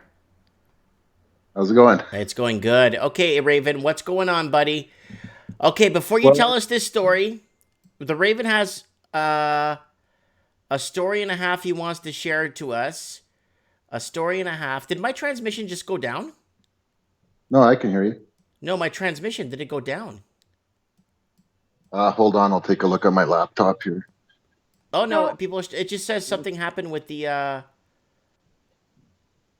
yeah, it said that your page has been disconnected from live stream. Okay, it's back up. It looks like it's back up. They're giving you a little bit of bandwidth tonight. Yeah, they are. I've noticed that they're allocating a bit of bandwidth because I told them if you look at the description, it says I'm going to be pouring gravy down my pants. I was gonna say, are you promising gravy or what? I probably pour gravy down my pants. Okay. Okay, Raven, buddy, you got a bank story to tell us. I think you better. I'm not going to mention the bank. It's a bank. There. Let's just say that the sign outside their building has a red sign. It's sign. red. Yeah, Westpac. Yeah. Okay, continue. So I was moving some money around, and I needed to get some cash out of the bank. I needed $13,000. So I went to the bank and said, I need 13,000. I know I'm realistic. I know I've taken out lots of cash. I know over the years, I know what they can do, what they can't do. She said, well, and you got to remember the banks today in Canada, they have new people working there every 3 months. I don't know who these people are. I've been going to this bank for 25 years. I've had multiple mortgages at this bank. I've tons of business here. They make tons of money off me. I got lines of credit, visas, mortgages, rentals. They make a ton of money off me. So, back 10, 15 years ago, you walk in and they go, oh, hey, Raven, how's it going? Well, they didn't say that, but they said my name, right? So they, over time, these people don't know who I am anymore because they're new. They're always changing and changing. So anyways, this week I went into the bank. I wanted to get some money. And this lady goes, well, we have a $3,000 limit per day that you can take out. Like, just, I walk in off the street. Sometimes I don't expect them to have a lot of money there, right? I said, well, I'll take 3,000 cash, but I needed another 10, but I don't want to take out 10 because that'll raise flags. So I said, can I get 9,900? Like, can I get that? Can I go to another bank? And she said, well, you can go to the Polo Park branch tomorrow. I'll put a note. They'll have it for you there tomorrow, 9,900. She said, and what's the money for? And I looked at her and said, that's none of your business. She goes, well, then I'm not giving you the money. I said, what are you, my mom? I said, what do I got to tell you what my money's for? That's my money. I earned my money. She goes, no, it's prerequisite. I have to know what you're doing with it. And I'm like, okay, I'll tell you what. I'm going to buy shoes. I'm going to go buy some shoes. She goes, no, you're not. I said, so what? You're telling me that I'm lying to you? And like, just give me my money. She goes, what are you doing with it? I said, it's none of your business. She goes, well, I'm not giving it to you then. And then I told her, I said, I'm going to buy shoes. So what do you want to do? You want to not give me my money? You're going to tell me I can't have it? She goes, I don't think you're being honest with me. I said, well, it's none of your business. What the hell is it your business? It's my money. So eventually she put notes on there that customer says he's going to buy shoes. They wrote it all down. And the next day I went to the other bank, and I got my money. And I told the lady there, I said, that lady at that other bank was, and she said I was giving me a hassle getting my money. She goes, oh, I'm sorry about that. I'm sorry about that. And I talked to some other bankers who said, that's not right. That lady shouldn't be doing that.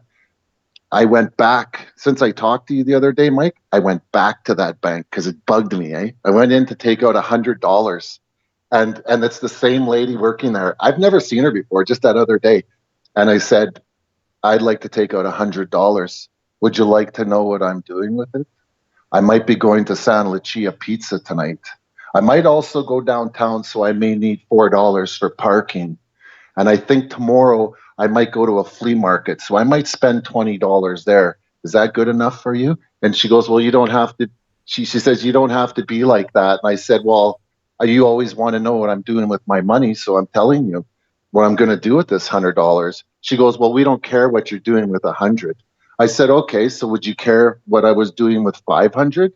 She says, no. I said, how about 1,000? She goes, no, not 1,000. I said, then what's the number that you care about? And show me where it is in your literature that that's the number. She goes, oh, I can't raise that. I can't produce that for you, that paper. I said, you can't produce it because it doesn't exist.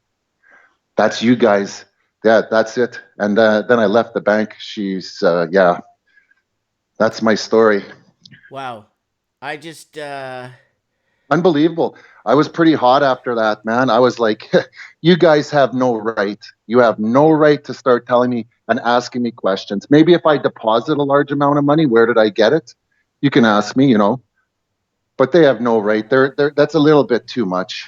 Little too much, man. You think that's just a little too much? I think that's huge.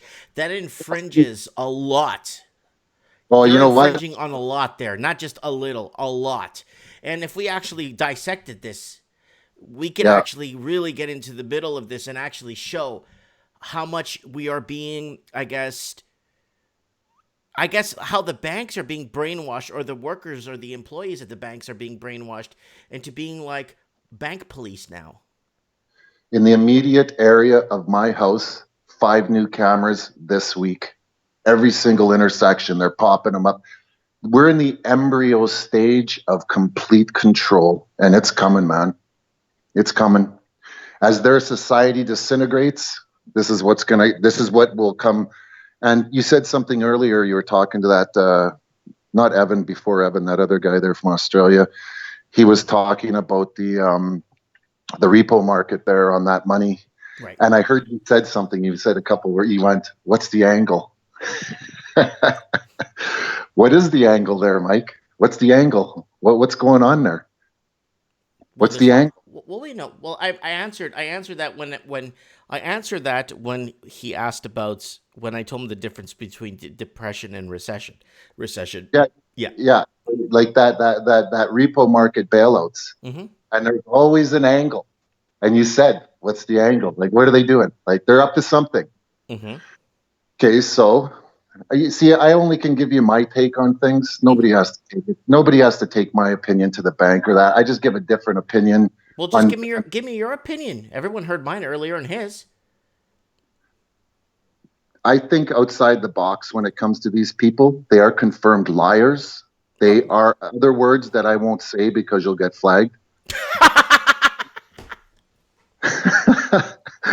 Speaking of flagged, your book that you mailed me never showed up. You know what? I talked to somebody about that. I put your mailing address, but as a joke, I put the return address to Jerome Powell, the Federal Reserve. You're kidding me. No. And you know what? The person told me, they said that probably got flagged and pulled. Oh, is that bad? I thought it would be funny. Oh. Don't worry, I'll resend it. I'll put a good address. I'll resend it on Monday. Don't worry. I'll take care of it. I'll just give you my home address. I'll just give you a proper direct home address. So Yeah. I'll send it on Monday. It'll be out there. Oh. But what I wanted to say about the repurchase program there, the money that they're pumping into the banks. Right, basically giving corporations and other entities a backdoor to borrow more money. Basically, is what it is. Okay, everybody in this room is pretty much on the same page. These people know what's going on. You're gonna beat around the bush. You don't have to explain too much. A lot of the people in your channel watch a lot of videos. They're interested in this stuff, so they probably have a pretty good idea about. We have a large deficit. I'm talking the U.S. I don't really talk too much about Canada. The U.S. has a large deficit, the world reserve currency. We've watched enough videos to know that there's three options for them. They pay that debt, which we know will never happen. They default on that debt. Well, they're not going to let that happen. Their third option, and you've heard it on many videos, people saying and witnesses saying that this is their option, they're going to inflate their currency away. Well, they have to. If they could hyperinflate the currency, they could pay back the debt with pennies on the dollar. Okay, now, whenever you read a headline that has to do with the government, the politicians, there's a very good chance that it's bullcrap, okay? Mm-hmm. It's misdirection, it's crowd control, it's public perception. They're trying to keep currency velocity flowing, everything going. The repo market the other day. This is just something I was thinking about. I don't know if I believe them. I think they're trying to speed up the inflating of the currency. They're pumping 1.5 trillion through October 10. It's around 1.5 trillion. That's huge. Huge. They never did any of that on their Q1, 2 Operation Twist. They never did numbers like that. 300. Can I just interject real quick? Sure. It's been QE infinity. It's always been QE. You know what? They say they stopped QE3 October 20. Oh my God! I could say I didn't go out last night when I did. They could say anything they want. So when they say they stopped, you know what that meant? They kept going. Yes, but you have to say you stopped for public perception, because if the public knows you're still going, they're going to lose confidence in the dollar. That's the only thing. We all know they were pumping $50 billion every month out the back door of the Fed. We know there's trillions of lost money If we actually knew what was going on, our heads would blow up. Mm-hmm. It's too much it's just too much. They're hiding lies with lies on top of lies. It's a shambles, okay? But still, they have the printing press. They're hiding it. I think it's getting ugly. Like I said, look at the speed at which cryptos are starting to be pumped in all the countries, the central banks. They're trying to get to a certain point, but I think they have to inflate their currency more than they have. Mm-hmm. So that 300 billion they did this week, they're going to do another trillion. Never list that. Don't always believe at face value what these guys say they're doing. The Federal Reserve is the banks. Who owns the Fed? It's a private entity. Mm-hmm. That's the bankers. That's them. That's Jekyll Island. Those guys put that together in 1913. That's there. That entity is there to protect the banks. Well, so they work in unison together. Well, remember the Feds have been buying treasuries, right? And that's causing massive inflation too. They just don't need to inject money into the system. They could just buy treasuries. Well, see, that Operation Twist that they did QE1, QE2, and then they changed the name to Operation Twist. Mm-hmm. That was they were selling short-term bills and buying long-term bonds to put downward pressure on interest rates. It's a whole different but then with that Operation Twist, then we started seeing inversions in the markets. Remember? Yeah, and see, it everything. It's an ebb and flow, eh? They can pump money here and raise something further down. It gets quite complicated, actually, when you get looking into that. That's why they hire PhD economists in the Fed, eh? Mm-hmm. Well, it's very simple. Governments are spending more than what they tax, and they got to start moving crap around to meet their liabilities. So, guys, people listening, QE, quantitative easing, also known as a large-scale asset purchases, is a monetary policy whereby a central bank buys predetermined amounts of government bonds or other financial assets in order to inject liquidity directly into the economy. So that's just a little wrap up on what that means, because a lot of people are, just give them a recap on what that means. It's basically putting money into something and adding gas to the car and let it keep going, right? Eventually the car is going to have to break down or fall apart somewhere along the road if it keeps going for this long, right? So same thing with our economic track that we're on right now, and injecting more money and injecting liquidity directly into the economy is basically, in my attempt, a last-ditch effort. What do you think, Raven? And there's also QT, quantitative tightening. They started that last year. They wanted to clean up their balance sheet, right? Right, but to do that, they have to start removing cash off, physical cash needs to disappear. Yeah, and they just ended that because the markets were going crazy. Look at November, December there. They had a 20% drop. Right. That QT tightening, that markets didn't like that. They ended it right away and went straight back to QE. Look at this week. They aren't even talking about it. Mm-hmm. You don't even, you know what? Go on YouTube, type in Glenn Beck, Blaze TV. He's got a big warning out there. He's like, you guys, we're in trouble. These banks are in trouble. Mm-hmm. This could actually, the last time this happened was Lehman, Yeah, but then Lehman sold out at less than 80% of their share price to get bought out. They should have just let that crash, because if they just let it crash, it would be better off for the taxpayers, Bear Stearns was bought for $1 a share. Yeah, it was Bear Stearns. Sorry, it wasn't Bear Stearns. Sorry, Bear Stearns. Yeah. They should have just let it crash, because now to keep all that crap going, they just should have put the reset button on that, and that would have cleared up a little bit of a glut that they had, and then they could have kind of maybe refreshed. But no, they had to get back. They had to keep it going. It's like, let it go, Jesus Christ, cut the cancer out. What point are they trying to get to? They didn't save any jobs doing that. They just made it worse. Yeah, but where are we supposed to go? You think they're going to fix this economy so we can pump it up to 9 billion people? I don't think so. So let's sit at the big boy table and start to figure out, we got to cull the herd here. There's not enough resources on this planet. Mm-hmm. If they really cared about us, they'd be putting commercials out about Here's seeds. Learn how to grow food. Supplement your income. Pensions are collapsing. Here, for the older people, we're giving you green space to grow gardens. And here's chat. They don't give a crap about you. What are you talking about? Because I watched the Portuguese news at night because the time zone difference, and they've created 233 community gardens across Portugal for older people and retirees and other people to get out and build community gardens and feed each other and take a portion of the food every they're doing it in some places. Portugal, yeah. You guys were already a superpower and lost that a long time ago. Mm-hmm. And maybe when China's in control, the States will do gardens in a few years. Mm-hmm. Mm-hmm.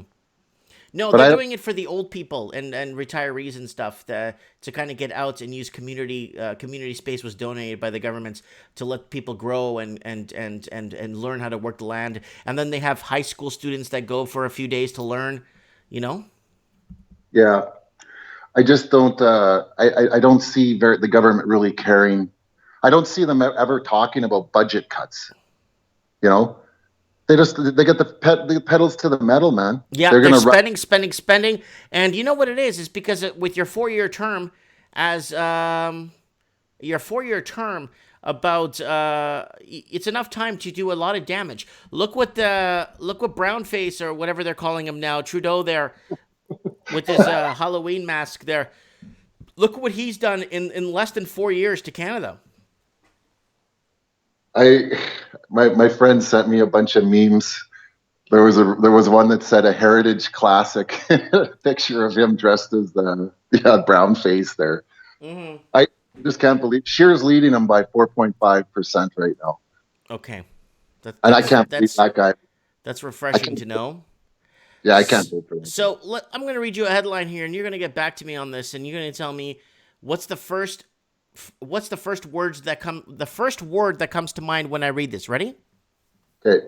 Low-income workers can't afford rent in 91% of Canadian cities. If you're making less than $70,000, you're out of reach. Yeah, that's accurate. Probably. I don't know if it's 70,000. Like 70,000, you can live. You can live on 70 grand. Vancouver and Toronto, no, it's out of reach for anyone making less than 70,000. It says here. You know what? Toronto, Vancouver, no way. But when I drive around, like in Winnipeg, and I just went to Timmy's a couple hours ago there, and those people working at Tim Hortons, they can't have a life. The guys at the gas station, the co-op next door, they can't have a life. Mm-hmm. Home Depot, they can't.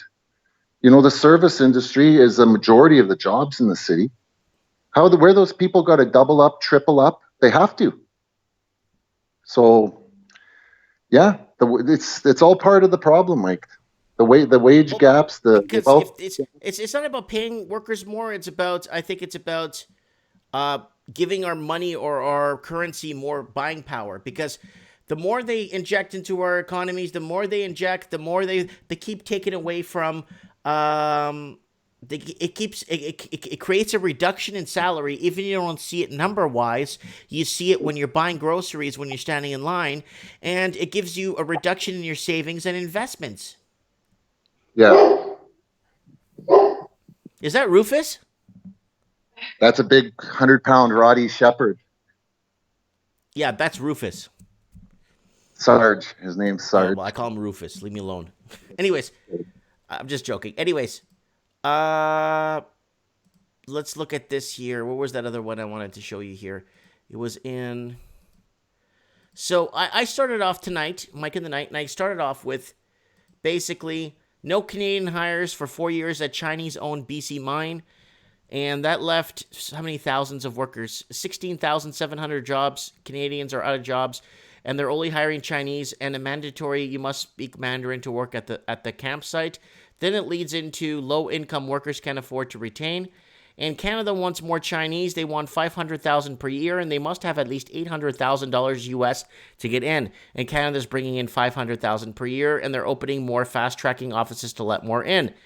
And this is basically a blueprint of where Canada's going. You know what? There's a video out there called Immigration and Gumballs. That's a very good video. It's a 10-minute video for everybody to look at. Immigration and gumballs. And that guy uses gumballs to explain the mass immigration. Someone sent me that. Someone sent me that from Japan. Someone sent me Video. that. I saw that. That was really good. That was a Yeah. really well done production. That was really good. Yeah, and it tells you there's no helping immigration. Those people, we take the best. Like you said earlier on your show, that they need 750,000 to come to this country. We're taking the best and the highest educated from these countries that need those people. Those people should stay in those countries and help their own people, not leave that and come here. They should be helping their own people there and staying there. That's the only way they're going to combat that immigration problem. What they're doing is Canada's competing for rich tourists. That's the thing. Canada, rich permanent residents, they give them fast-tracking visas and everything. So Canada right now is competing with Australia, UK, and New Zealand. And Canada's going from 500,000 a year to 800,000 Chinese a year with money. Yeah. I think we're taking in 3 times what the States is, like, per population. Yeah. We're taking in 3 times. Most definitely. I'm not against. I'm an immigrant, right? I'm a Portuguese myself, right? I'm a Portuguese. I'm an immigrant. So is my wife. We're all immigrants. Yeah. You know? Yeah. I like a diverse country. You know. So. And this all goes back to them keeping interest rates artificially low and creating speculative bubbles on top of bubbles and on top of bubbles on top of bubbles. And the scary part of what happened in the Commonwealth, and a lot of politicians didn't expect this to happen, they didn't expect the housing market to get snuffed up. They thought they were going to bring in money, invest in companies, and create jobs. No, they came in and snuffed out our housing market, and now the local Canadian can't even buy a house anymore.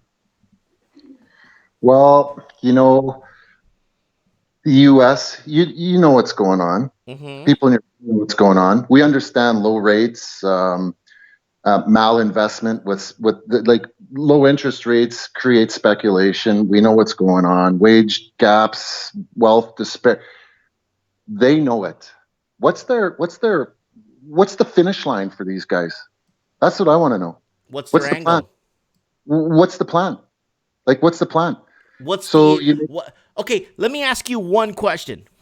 Okay, and I talked to Supreme Cannon today in my store. Supreme Cannon came by to see me. My question to you is, what do you think is going to be the one thing that's going to trigger, what's going to be the ultimate event horizon that's actually going to bring huge change? What do you think is going to happen? Nick Makowski said plague in the comment section. What do you think, Raven, honestly, in your mind, what is going to be the event horizon that's going to bring change? The one thing, like the domino that falls? The biggest thing. The thing that's going to be put in the history books to say, this one guy got assassinated and this started World War I. What is the one thing event horizon that's going to call in the event horizon that's going to bring everyone to their windows or outside to see, because it's going to be such a big deal, or to their TVs or to their internet or to their Facebooks or wherever they are, to find out what the event that's so big? What is it going to be, Raven, that's going to put an end to all this freaking banking and monetary and super groups and all this crap? I think somebody's going to light up one of those nukes. Okay, that's a big one. That is a big one. Okay. That's a big. Look what Saudi Arabia. Look at what Iran said yesterday or today. They said, if you even do one small strike on us, we go full-blown World War III. They're not screwing around. You even sent one missile, one small airstrike on any of our land, we're going full-blown war with you. So those are fighting words. And now we're sending military to Saudi Arabia. And why the hell do we even talk to Saudi Arabia? You guys want to say Maduro in Venezuela is beating people and torturing them? They're cutting kids' heads off in Saudi Arabia, yet they're our best friend. They're a bunch of hypocrites, money-driven, oil-driven hypocrites. I don't like Saudi Arabia. I don't agree with that country at all. Well, it's a family. It's a family that's running that country, right? The Saudi family, right? Yeah. Descendants of the Saudi Arabian, whatever. It's like a clan that runs that country. They don't really have a standing army. They have some sort of infrastructure. Most of it is foreign invested infrastructure in their oil. And the U.S. is sending them their weapons. you know. Yeah, but they don't have a cape. They don't have like an American Navy SEAL type scrutinized army. They don't have like a sniper brigade like Portugal does. They don't have like the ice skiing friggin' guys like Russia does. Those guys that They ski got their and wear white and like organized. They have weapons, but it's like they don't have helicopter pilots. They don't have their own pilots inside Iran. Iran does. Iran has trained army, proper professional trained armies. You know. Yeah. I think there's going to be somebody's going to start a little skirmish that somebody can't stop. I don't know. Things when people are hungry, they want to fight. When they're fat, they don't want to bother anyone. They just want to sit there. Mm-hmm. You know, get hungry and look at Zimbabwe. They're going to have 3 million people starving to death there by January. They figure they're going to run out of corn. That's their plan. Call the herd. Stop killing the farmers. You know what? They could have made a deal for corn, but their finance ministers couldn't agree on a term, so now they're out of food. So what a bunch of worst performing currency in the world, Zimbabwe. You know, when in 2008 Iceland went down, Ireland went down, you've seen the indicators, eh? People weren't really noticing it that much, and then AIG went down, people woke up, and when Lehman fell, everybody knew what was going on. Mm-hmm. What do we got today? We got Argentina, we got Venezuela, you got Turkey, you got interest rates. How much warning do you need? How much warning do you need? Right now, Cyprus again is in dire straits right now. Cyprus is in a bit of a bind. You got Germany, who and their banking system is completely derailing itself, and it's having a really tough time keeping itself above anything. They're into negative territory right now for a good while, and Denmark is paying people to take out mortgages because at negative rates, and it's scary where things are headed because buying power doesn't exist. I think buying power, like you said and I said, buying power is going to be in metals. Gold and silver is where your buying power is going to be. Yeah, and they had the list of the countries that weren't negative, like Canada, US, you know, New Zealand. But I just read today New Zealand's going to zero. They're going to take their rates to zero. They have to. Yeah. Because New Zealand is like, do you know that like I think it's like 80% of New Zealanders don't own their own property? Yeah. And then in 1945, it was like 97% of New Zealanders. No. Sorry. Just after the World War, it was 89% of New Zealanders owned their own property free and clear. Yeah. So it's changed so much where the wealth has been transferred. Mm-hmm. The big transfer is coming. There's going to be a huge transfer of wealth.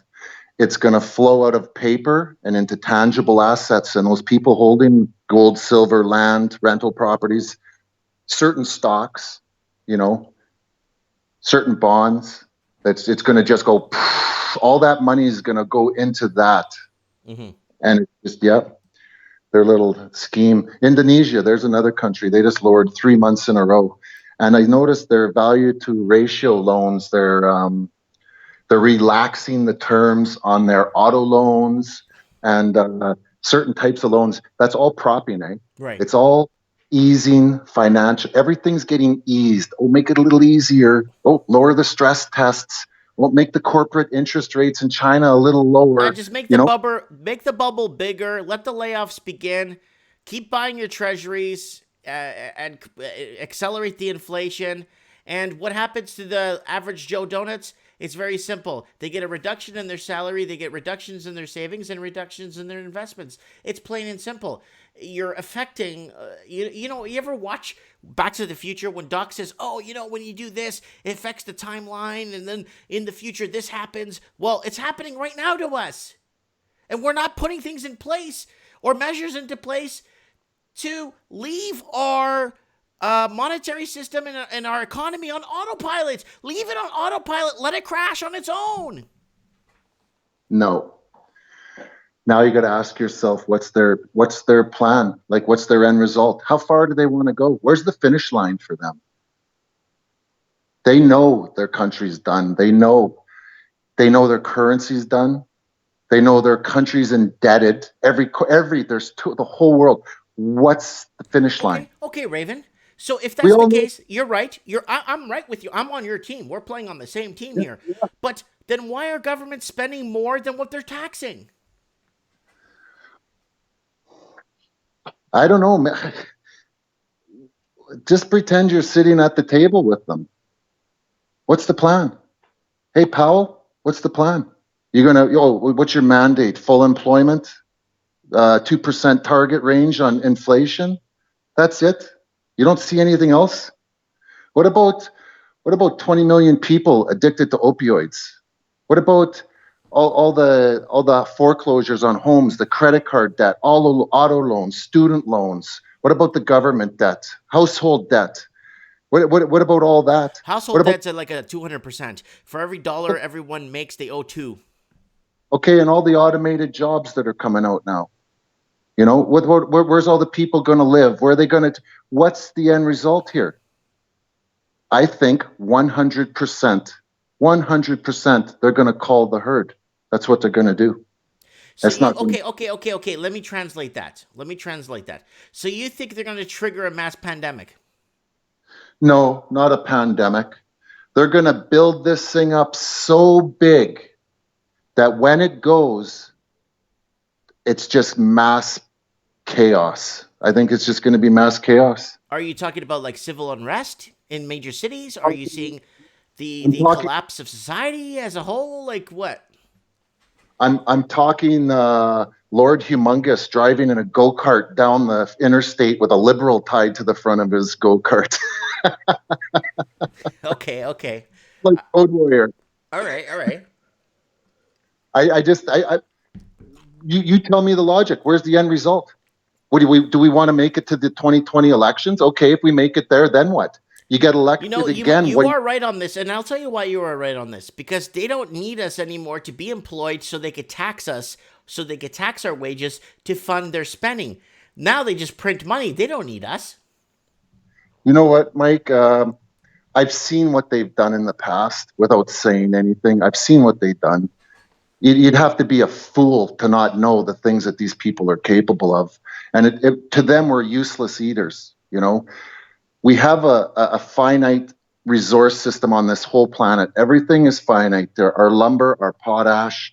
I haul that stuff every day. I see how much we're using of it. It's thousands of tons coming out and nothing really replenishing it. How you put potash back in the ground? It's gone. We got big mines in Saskatchewan that we bring potash, the oil. What do they say? We got enough oil for 53 years? What's that? At 7 billion people, 7.5 billion people? Let's pump it up to 9 billion. How much oil do we got now? We're adding 90,000 people a day to this planet once you take away deaths, you know. What are you going to do? What are you going to do? You're sitting at this table with these people, the Bilderbergs, whatever you want to call them, the Council on Foreign Relations, the people that guide the markets. A fancy name that sounds like they're helping you, but they really aren't. Well, I tend to believe it's the Council on Foreign Relations. There's about 4,000 members, and I do believe that those people have a certain strength in guiding the world. Nobody can exactly pinpoint what's going to happen, but they can guide it in that direction. I think that beyond those people, it's like Bill Gates and Ted Turner. Those people believe in eugenics and that, eh? Mm-hmm. They think that, you know, the planet should be sustained at 500 million people. And look at the Georgia Guidestones. It's all written out there. There's so many. I actually saw those. They're kind of way out of the way in Georgia, and I did see them.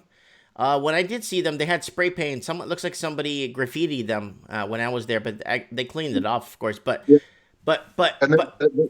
there's an internet banker, a whistleblower. I always check the whistleblowers. If you're interested in something, type in what you're interested in and then put whistleblower. You'll get the truth from those people. Mm-hmm. Try and figure out, you know, if they're legitimate. But this guy was an investment banker, and when he was they invited him into a meeting, and he said they were talking about neutron bombing California in that meeting, you know, to get rid of people. That's the way these people think. That's the way. They don't have the intelligence or the manpower or money to get everybody to live a vibrant life. It's easier for them to just say, you know what, build it up as big as you can. It's going to be a cleansing for the planet. It's going to be done. And you know what, Mike? It probably has to be done. It probably has to. There's too many people, not enough resources. They're not going to never let a good travesty go to waste. They say that all the time. Look at there was a little incident there 17, 18 years ago there in the States. You know, look what came out of that. Constitution got chopped up. They got all kinds when of. they passed the Patriot Act, that was an absolute disaster. Oh, yeah, Homeland Security, habeas corpus, due process Yeah, is they gone. created fusion centers. Oh, yeah. Fighting an imaginary guy that doesn't even exist. That's the way these people think. You got to start using, like, everybody's got to really start looking at, and when they put out their news and they're telling, don't believe them. Hey, most vibrant economy. Yeah, come on. You know, we're smarter than that. Come on. Come on. Yeah, so I just don't see what their end result is. I don't see a finish line for these guys. You can rack your brains and read 1,000 stories and think, what's their angle? What are they going to do? But it's all dealt with price fixing. You know what? We're in a mass currency war right now. You know, There's two types. It's these stupid super committees that are putting together these damn ideas. We didn't vote them in. We don't know them. And now they're going to go into negative rate territory. It looks like New Zealand will be the first. And people are becoming more and more unproductive. They can't go negative till we're digital. Of course, because everyone's going to be a runoff from the banking system because people will lose confidence. You can only lose confidence for what in your government. Yeah, that's hyperinflation. Mm-hmm. Hyperinflation only occurs with a loss of confidence in a government. It's not just because you keep printing money. It's a loss of confidence in your government. Mm-hmm. And then people lose confidence in their banking. So for a loss of confidence in your government, you'd have to have something crazy, you know, like a president tweeting that the Fed's a bunch of boneheads. Oh, hey, wait, we do have that. Yeah, you got to lower rates, you boneheads. Looks like to me they're doing the groundwork for a loss of confidence in a government, okay? Hyperinflation, there you go. De-inflating the currency, there you go. Print the money for the repo market, 1.5 trillion, there you go. I don't think they're ready to go negative yet. You cannot take your wealth away from the bank. They don't want you to take your wealth away. They need it locked in. And the minute you're locked into that digital prison and they go negative 0.5%, that's a tax on you from the banks.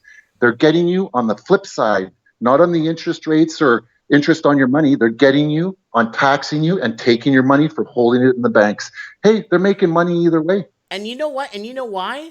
It's because our own countries or countries that we're in can't manage their own sovereign debt. So what do they got to do? They got to take from the poor to give to the rich or the bankers to make sure they get these big bonuses. Yeah. And they'll all be hiding behind their big high fences when shit hits the fan. Mm-hmm. Mm-hmm. But you know what?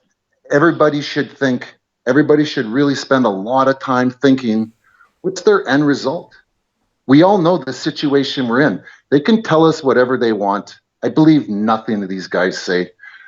You can make your own decisions on the news that comes out. Check as many angles as you can, all over the gamut, everything. And you'll start to remember from this story, hey, you can cross-reference that story, and you can start to build a picture of what these guys are actually capable of. I just don't see the end result. We're in a bad situation. We're overpopulated. Well, some people would argue that point, that we're not overpopulated, but the resources on the planet are running out. The oceans are polluted, you know, like there's plastic, there's Fukushima, there's all kinds of stuff going on, global warming. It's climate change now because Florida should have been 100 feet underwater. In North America, Mike, we have an average carbon footprint of 20 tons per person, okay? In Asia, I think it's like 2, you know? Oh, yeah, we use 1 million liters of water per day to bathe, and then in parts of Africa, they use less than 2 liters of water to bathe. I know what you're saying, Raven. I know exactly where you're going with this. But I'm not a big believer in the whole global warming thing or climate change. I think that's a natural occurrence. I think most of it is natural. Yes, do we add to it? Of course we do. We of course. We're humans. We're dirty. We pollute. But there's a lot more happening, especially with the orbit of the sun's orbit. We're due for another ice age coming soon because of the sun's ecliptical wobble, and it happened. We're coming up to 800 years now for that next cycle of the sun to come around to actually plunge us into colder temperatures, right? So, I mean, I think it has a lot to do with Mother Nature too. So anyways, when I spoke to the Raven today, I asked when I spoke to Supreme Canon today, they came to visit me at the shop. I asked him, what is the event horizon? And I think we both came up to to a conclusion that I think it's going to be a natural disaster that gets everything going, Raven. You believe in a collapse in, what you said? I believe it's going to be something natural, something that comes out of nowhere, right? I think it's going to be something big, but it's going to come unexpected. That's what I believe is going to happen. You're talking about what's going to kick off the downfall. Yes. It'll be a shortage of credit. Oh, okay. It'll be a shortage of credit. Right, but I think something big is going to happen in a sense where, not that they trigger a mass pandemic. I think it's going to be more of something that, in my opinion, is going to be something like unexpected, like Mother Nature, unexpected, that no one expected this to happen, and this downfall basically created the event horizon that basically ushered us in to the new light, or the new way that we're gonna. Because I believe right now, humanity is in an Old Testament now. We're back into the Old Testament again, and I think there's something is going to usher in that's going to bring a new light or a new promise to the next generation. I don't know. I don't want to be talking all hypothetical or you know what I'm saying, or biblical. But I'm saying there's something big. I don't think it's going to be in my lifetime.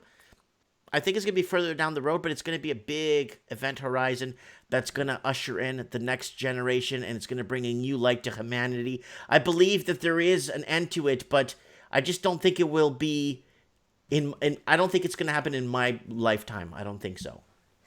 Well, there was a guy who commented on your channel earlier tonight. I don't remember his name. He put a comment in there. I think he was asking Supreme a question, actually. It said, what do you think about a future where they don't have assets? Where everyone's equal, and and they actually talked about that and had shows about that it's actually a sustainable model that you can have that where everyone works together, and there's people that actually believe in that. They're trying to build communities like that could happen. I think that if we morph into a more intelligent species, that would be an angle that we would go, is to where we give up monetary possessions. Like we go more to just thinking and working, instead of everybody worried who's got. I got more than you, and yeah. You never know. Okay, Raven, I'm going to let you go. I'm going to get Supreme Canon on real quick here before I wrap up for tonight. Yeah, okay, right on. Thanks, brother. I appreciate your time here with us. It means a lot to me. Yeah, okay. I'll mail that out. If you send me that address, I'll mail that out on Monday. I'll call you and give it to you, okay? Okay, right on. Okay, bye. Bye. That's the Raven here on Mike in the Night. Before we get Supreme Canon on, guys, please, I'm asking to, if you can, you don't have to, but if you can, please support the transmission either by sharing a video. If you could share a video, there's so many videos here. The student loan one is doing really well. This one right here, effing housing ripoff. Yeah, that was a good one. I got a Supreme Canon video I'm going to put up later. Don't forget to support me on Patreon. I got 16 Patreon supporters, and all the money goes into the channel, guys. I promise you it does. And coffee. I'm not going to lie, I buy coffee with the money. But I bought a new mic, so you guys can hear me properly. Look at that. New mic, new video card. So I'm going to be streaming soon at 4K. I'll be streaming at 4K in the next month. What else? I got lots going on, guys. I'm actually putting it back into growing this little transmission we have going on here, right? We're all like-minded on here. So if you want to donate $1 a month on Patreon, please do me. Or you want to leave me a tip in my PayPal. You could find me at the top of my channel here with my tip jar. And not only that, if you want to follow me on Instagram, I noticed that it's easier for you guys to message me on Instagram, because it's just there I am on Instagram if you guys want to message me. And here I am on Patreon if you want to support me on Patreon. Go ahead if you want. I appreciate that. It all gets used for a good cause. I promise you that much. I'm not I'm not a drug fiend. I got a family, and it's tough to spend 40 hours a week on YouTube, and balance family and business and everything. So you should get some crypto wallets. Yeah, somebody was telling me that. I'll get a crypto wallet, I guess. I'm not sure how it works, but we'll figure it out. Anyways, let's get Supreme Cannon on. He was at the shop earlier. I'm going to get him to take over the show for a few minutes while I hit the washroom. We lost contact with Evan, so it looks like he's out. So Evan is in the middle of a war zone right now. He's in the middle of a war zone right now in Hong Kong. So we had him on earlier in the show. And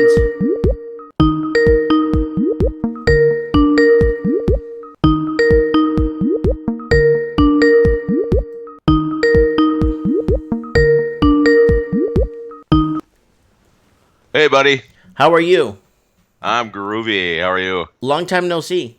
Yeah, I know. Been a few hours. Hey. Yeah. Yeah, All it's right, gonna take be over. fun. Okay, you were at the shop today. I was showing you a bunch of houses you could buy for under $200,000 that have 4 bedrooms and 3 baths and a pool. Yeah. You were getting upset in a way where you feel like you're getting robbed in a way. So Yeah, makes you angry. Hold on. I'm gonna hit the bathroom because I really need to go. It's been like 3 hours, and I'm Oh, old. yeah. So let me hit the bathroom. Go ahead and talk to the people, and I'll be right back. Okay, you bet. Yeah, Pure Ghost Suit. No, it wasn't in Canada. It was in the southern states. And we're talking Florida. We're talking South Florida.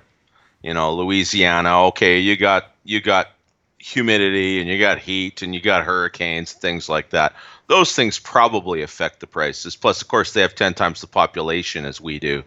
So you've got an awful lot of people living down there, and a lot of houses obviously changing hands on a regular basis. So the likelihood is that's why the prices are low. Plus, you're talking US dollars. Plus a lower wage structure. But still, a house for $200,000, you didn't need to make a whole lot of money in Canada to buy a place like that. And it wasn't that long ago. For the ones here who are under 30 years of age tuned in tonight, we're talking 20 years that prices have gotten this high. They were not like this in the late 90s and the early 2000s. But after interest rates, especially in the States, went low after that recession in 2000 because of the dot-com overinvestment, that bubble, they dropped interest rates to near zero and started flooding the economy with money, and then it created a housing bubble. But housing, building and flipping houses has kind of replaced all the heavy industry that got moved out of North America too. It's been a huge industry just selling housing units to each other. That's part of the reason that things have gotten as bad as they are. Now, when they tried putting interest rates back up to normal levels, the problem is by the time you hit 2007, 2008, you had so much overbuilding, and you also had all these new mortgage-based financial instruments that had been created with all this cheap money as well, and none of it was regulated. So you had literally trillions of dollars of face value of assets that were rated AAA by the ratings agencies, basically because a lot of them were being threatened with a loss of business if they didn't approve it. Yeah, lack of real productivity, Penelope. That's right. You weren't building anything that people really needed. You didn't need all these houses. There was only so many people, but you were creating huge amounts of jobs. And once again, you had another boom bust cycle. Everyone's busy, and any dog can walk into a McDonald's and come out with a trainee badge on. Get so crazy looking for people because everything's just flying along, and the unemployment rate's really low, of course, which helps politicians get reelected. But then that usually means that things are about to blow apart. Yeah, Solid Exeter. Yeah, I worked at the Gibraltar Copper Mine up by Williams Lake. And there was enormous machines do a lot of the work up there, but all of the trucks and the drills and the shovels and everything still need an operator sitting in the seat. It's very difficult to automate those things. It's you're constantly changing elevation. The weather conditions can change on a dime. There's just a lot of things that it's very difficult to automate. I know the mines would like to do that. There are supposedly robotic trucks and drills and things like that, but you need eyes and boots on the ground too.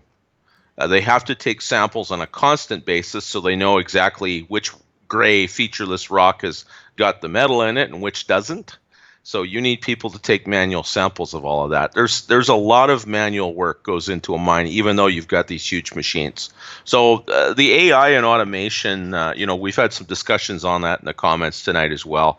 Guys, if we all get replaced by machines, then there is no longer an economy. An economy exists for people. If there's nobody creating any kind of value, then in the end, there's no reason for anybody to go to work, and nothing happens. Right. The capital is supposed to come from people's savings. Their unspent surplus. That's where capital is supposed to come from. But how are the banks going to get their bonuses if they don't do it that way?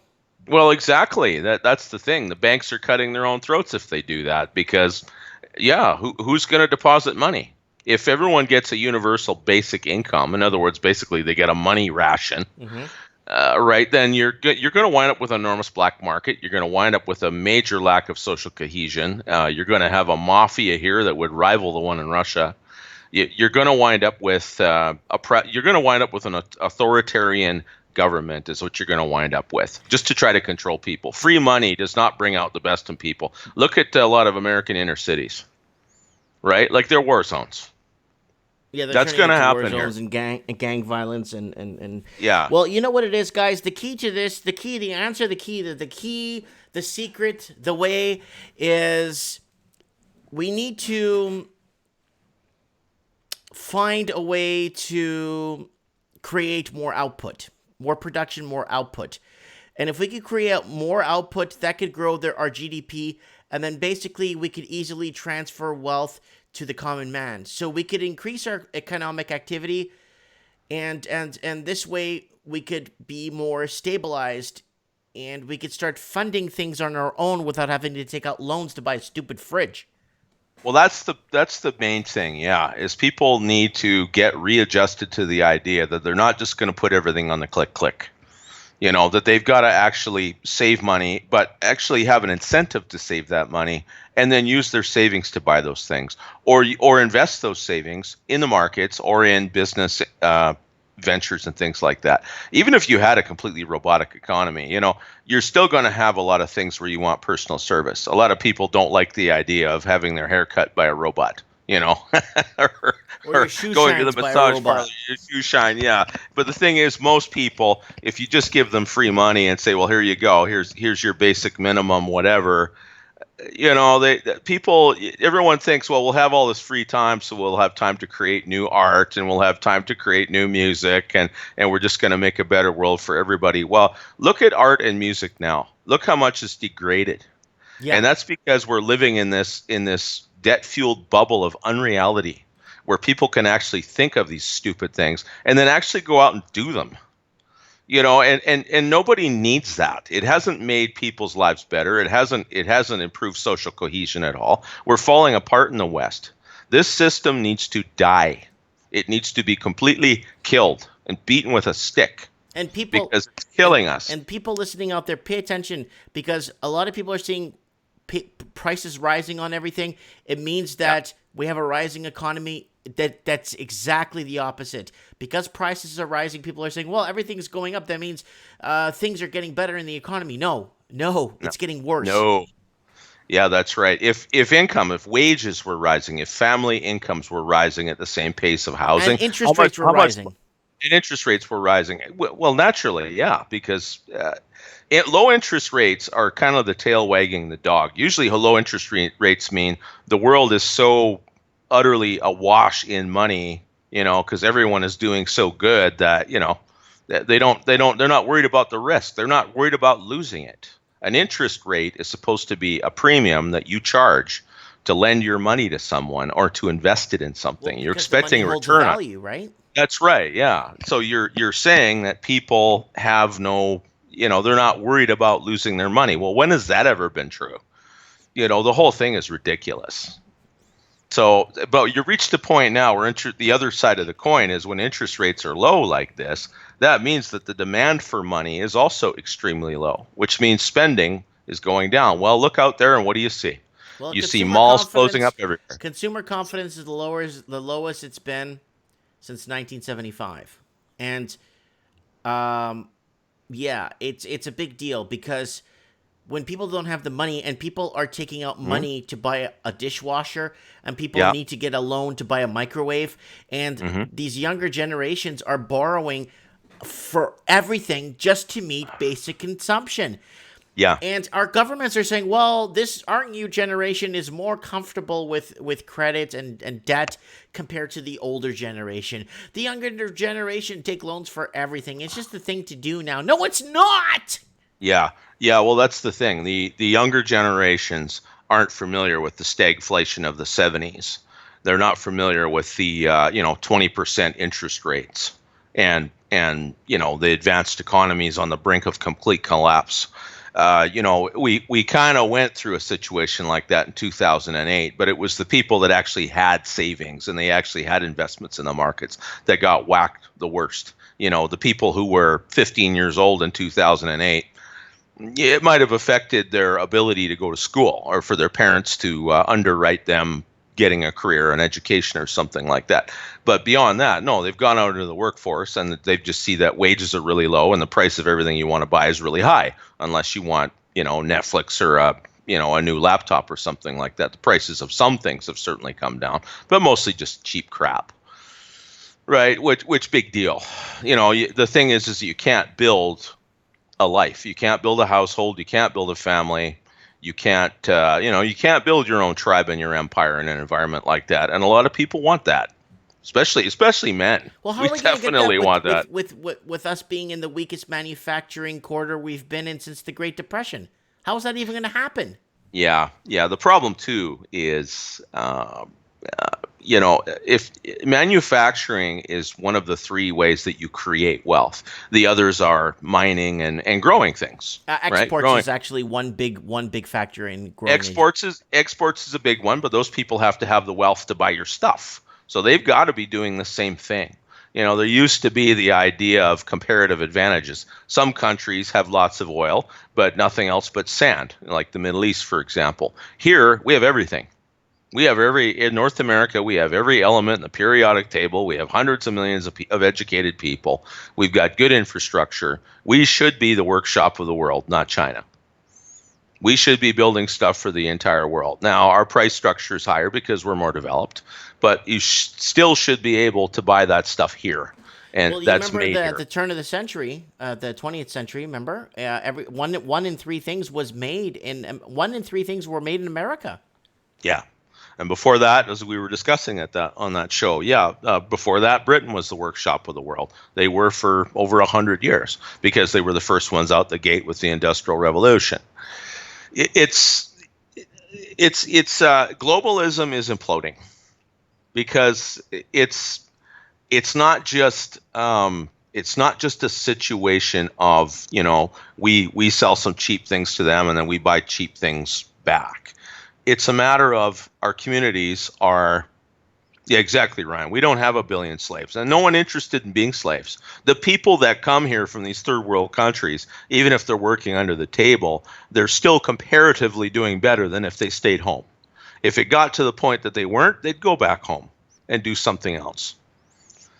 I think ultimately what we're going to have is, if we don't have energy security, which we definitely won't, not just in the case of a Middle East war, for example, but also if we wind up with this, if we have major Western governments decide to go whole hog on this carbon credit or electric cars, things like that, the price of energy is going to go through the roof. It's, particularly electricity is going to go through the roof. It's going to grind all kinds of other industries to a halt. Mm-hmm. You've got to build out the infrastructure years in advance before you start telling everybody, okay, you can't burn gas and diesel and you're going to have to plug in your car every night. Where's that juice going to come from? Mm-hmm. We need nuclear power plants. We need more hydroelectric thinking that windmills and solar panels are going to save our bacon, I'm sorry, it's not happening. And the amount of capital and raw materials it would take to put that grid in place is going to take decades. When they talk about us going fossil fuel free by 2030 or 2040, they are dreaming. They are absolutely out of their mind. It's about control and nothing else. It's not possible. Okay, that's very true. Unless Mike, and I'll just add this a proviso, unless we're going to move away from the car culture we've had since World War II. Right. Well, right? Yeah.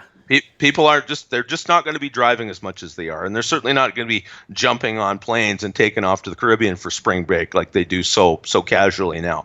A whole lot of transportation is going to be taken offline. People are going to be looking for things to do closer to home. Okay. Which may not be a bad thing in the end. Yeah. Well, you get to know your own neighbors once in a while, right? You might actually have neighborhoods and communities again. Yeah, and block local parties industry. and people just gossiping and that's what it's all about. You know, people sitting on stairs, on, you know, people's, you know, their verandas on their homes, porches, sitting out there and watching people walk by all day. That's pretty, you know, that's what it was, you know. Okay, now one last question I want to ask you because we're rolling around 11:30 p.m. here.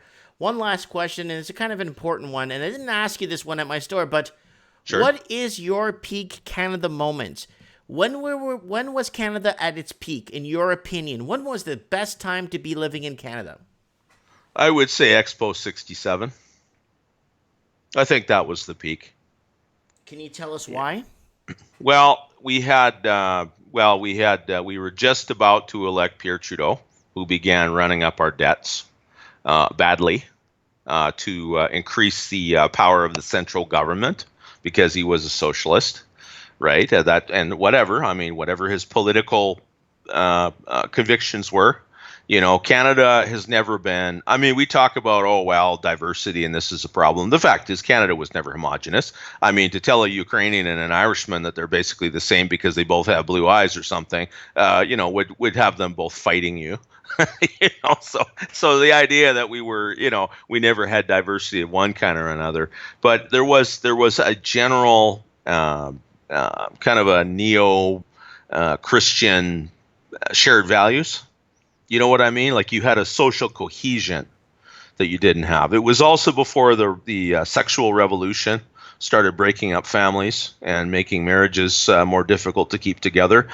Without family formation and household formation, you've started to disintegrate the basis of our civilization.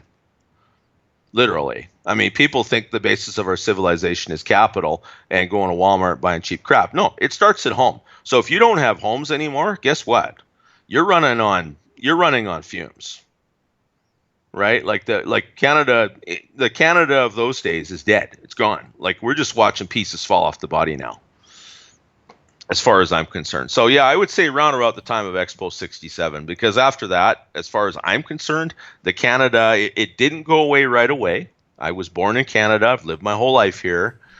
But certainly by the mid-90s, it was becoming quite apparent that a lot of things that I knew my entire life were gone. And everybody seemed to notice it, but they all just kind of shrugged and said, well, I guess that's just progress, and you can't stop progress. It's just natural. You know, it's like the idea of evolution. It's unguided and it's just random, and it says, well, this is just totally how it goes, man, and you can't predict this kind of thing. No, I don't buy that. Nobody voted for any of this crap. Nobody wanted it, and yet somehow we have it, guys. No, I don't think it was that random. And you know what they're now trying to push the narrative as? Oh, it's okay to be in debt, and people are more comfortable with debts. They're trying to push that. Oh, you can never own a car; it's too expensive. Or now they're pushing the narrative. Oh, you know, owning a home is only for filthy rich. You will never own a home. So now they're pushing these narratives then, and the people are just okay. Well, that's progress, right? Yeah. Yeah, that's right. And they call it progress. And that's the funny thing. As long as you call it progress, you're not allowed to criticize it. Right? Or you can run into troubles having a job. You know, so that's not a free country. So I think the idea is, okay, well, if we have more or less materially comfortable slaves who enjoy their slavery, right? Like, because the girls can all go shopping and the guys can all have their beer bacon and boobies, right, and whatever else. You know what I mean? But the thing is that most of us grew up in families. You know, we had parents and grandparents, and we expected at some point in time we would get married and be parents and grab children too, and we would just continue. We would pass the torch to the next generation, and that's all kind of being taken away from us. And you're getting a lot of people now, you know, my age, you know, Generation X, that are very nostalgic and very angry about what happened. But it seems to me you also have a lot of young people who have really only read about this in books, who are getting very angry that it disappeared too, because they want that world back, because the one they're living in sucks. You know, mom and dad live in two separate towns. They've all got step parents. You know, they have relatives that have died of fentanyl, and it's just terrible. Yeah, Solid Exeter, was the Cold War really that bad? I keep hearing people in the 60s were always paranoid of nuclear annihilation. It was in the background. You know, it wasn't something that was really real. It was just, well, it was there, but it was a background thing. Is that 1 week when it raised a bit of an eyebrow when that 1 week when they launched Sputnik, that became a little bit of a groundbreaking scare. It was. It kind of ignited the space race, which had kind of been going on at that point, and that was in 1957. I also remember hearing a story after the fact in 1983 when a bum transistor in some Soviet early warning system blew, and it sent a launch signal, and the launch officer stood down. He did not launch because he said, "No, I'm not sure of this. I haven't confirmed it." So, you know, he didn't get fired from the Red Army, and later on he was remembered as a hero because he made a decision not to blow up the world. But yeah, at that time even they said, "Oh well, it's all going to be computerized and it's all going to be handled," and you know, but we realized that it was very sketchy. But there again, you know, thousands and thousands of nukes in the world waiting to launch, and the fact is, we don't know. I mean, supposedly the ones that they blew up and they took movies of apparently worked well. We have no idea if they'd all work now. A lot of them have been sitting in the silos for 50 plus years. Supposedly the Americans just tested 4 of their old Tridents and they're still working good. But it's not an option. There isn't a government in the world wants to use those. And even the globalists, you know, the ones who want complete control in their countries, if their countries are reduced to radioactive wastelands, they've got nothing to rule anymore. You know, there's no power. They don't have any power at that point. You know, they might be able to go into their bunkers and hide, but they're never going to come out again. They're going to die there. A bunch of old men and women in bunkers hiding from their mess, you know, are going to die there, because if they come out, the people will kill them. They'll skin them alive. You know what I mean? And they deserve it too. They would absolutely deserve it. Yeah, there was so much. The U.S. still runs some of their nukes on floppy disks. Yeah, that's true. I mean, they're static installations, and that stuff works fine. It's old, you know, but I mean, they don't use those disks very much. They're sitting there in a plastic thing, and as long as they don't crumble from old age, they probably work fine. Mm-hmm. Toyota is merging with Mazda, sharing a factory in the U.S. for cost cutting. Thanks, Andrew Trapman. Yeah, they're going to do that. They want to make a margin. They're in business to make money. You know, if you can't make money, there's no reason to be in business. Capital will just stay home. You know, we've talked on here. I've talked to Valentino Rossi a couple times on here. We were, you know, debating a bit about gold. But Warren Buffett is a really, really smart guy, and he has $120 billion, give or take, sitting on the sidelines because there's nothing to buy. There's no value. There's nowhere to put the money. So if a guy with that much money and that big of a research staff can't find any lucrative investments or possibilities to get involved in an investment of some kind, then we're ready for a downturn. We're ready for the toilet to be flushed. Yeah, you know, it should have been 10 years ago, and it wasn't. So Warren Buffett, maybe he could buy Bitcoin low roller scratcher, but the total Bitcoin right now is 200 billion. Like he would jack the price up. You put $100 billion into Bitcoin, what are you going to do to a $200 billion market? It's the same reason why he wouldn't probably buy gold or silver right now, because $20 billion even into those markets would spike the price. It's enough. It's enough. Yeah. It's enough capital to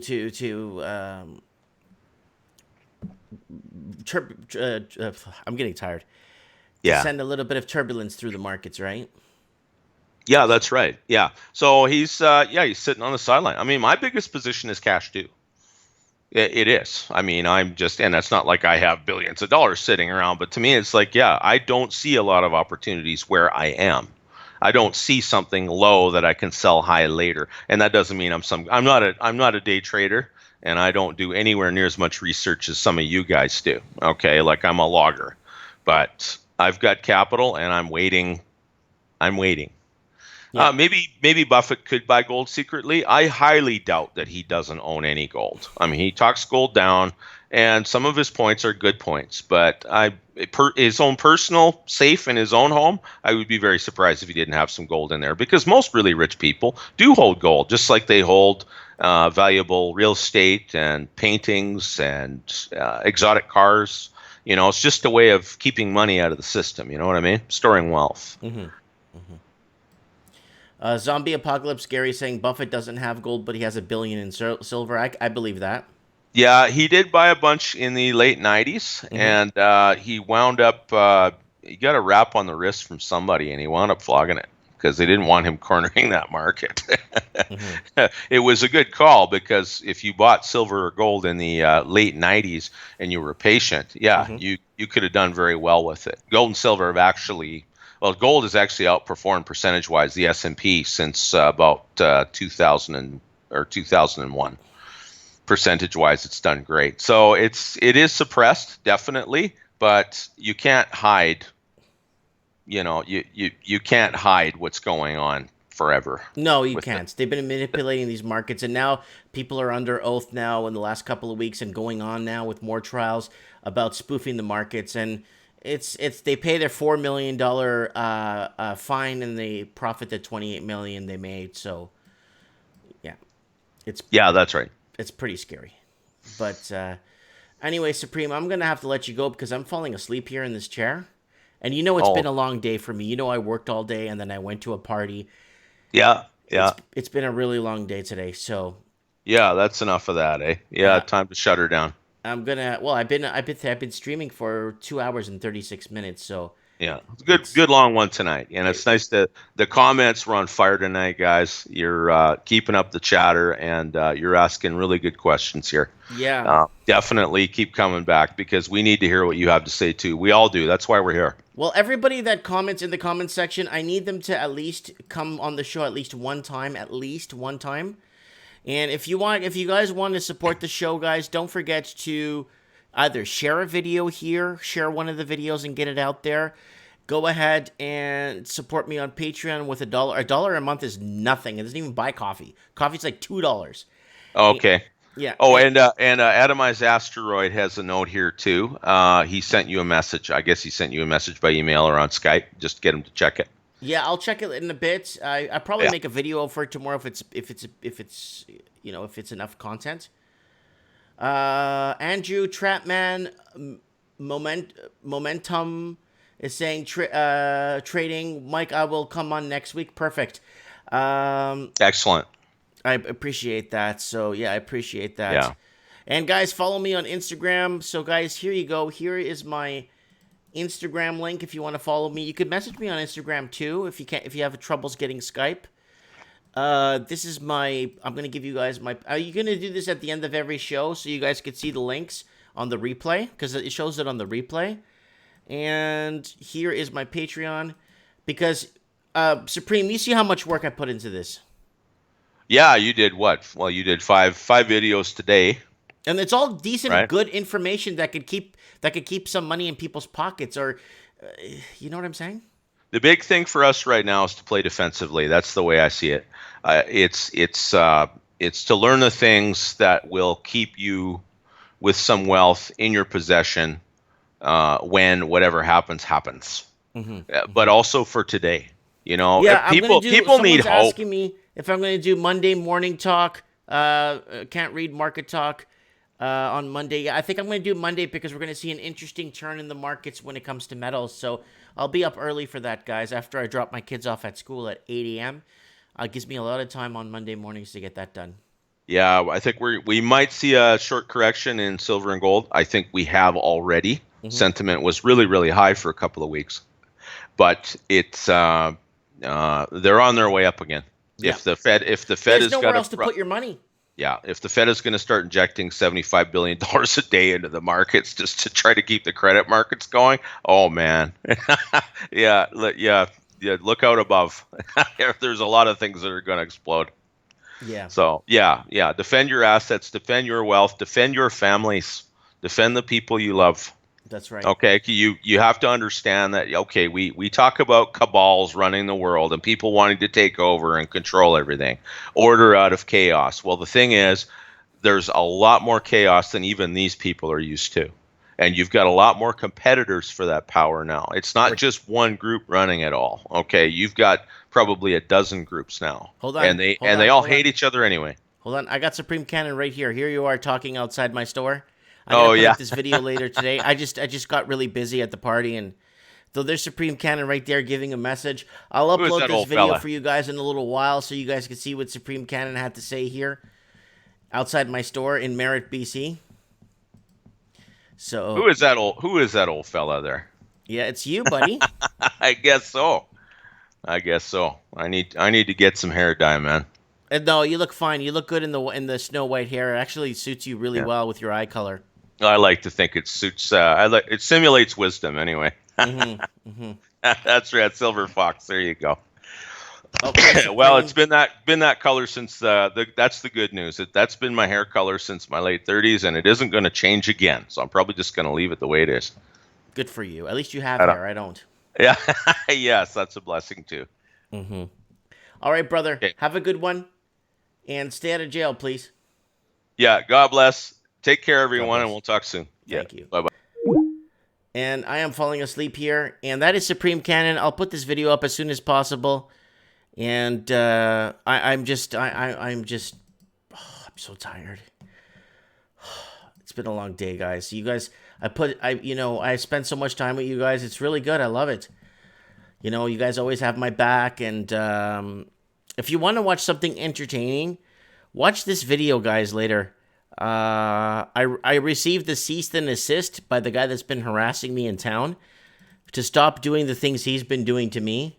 Here's my cease and desist video. If you're bored, watch the cease and desist video. This is awesome. It's good. It's a good video. Anyways, going to bed, guys. Thanks for your support. Thanks for everything. And we will be seeing each other. I'll make a video tomorrow. You guys will see me tomorrow again. Thanks for watching, and God bless, and be strong, be safe. And like my dad, who recently passed away, said, make good memories on this earth. Have good times, because when you go, the only thing you take with you are your memories to the next life. So have a good time, guys. Live a good life. Love your neighbor. Be happy. Thanks for watching.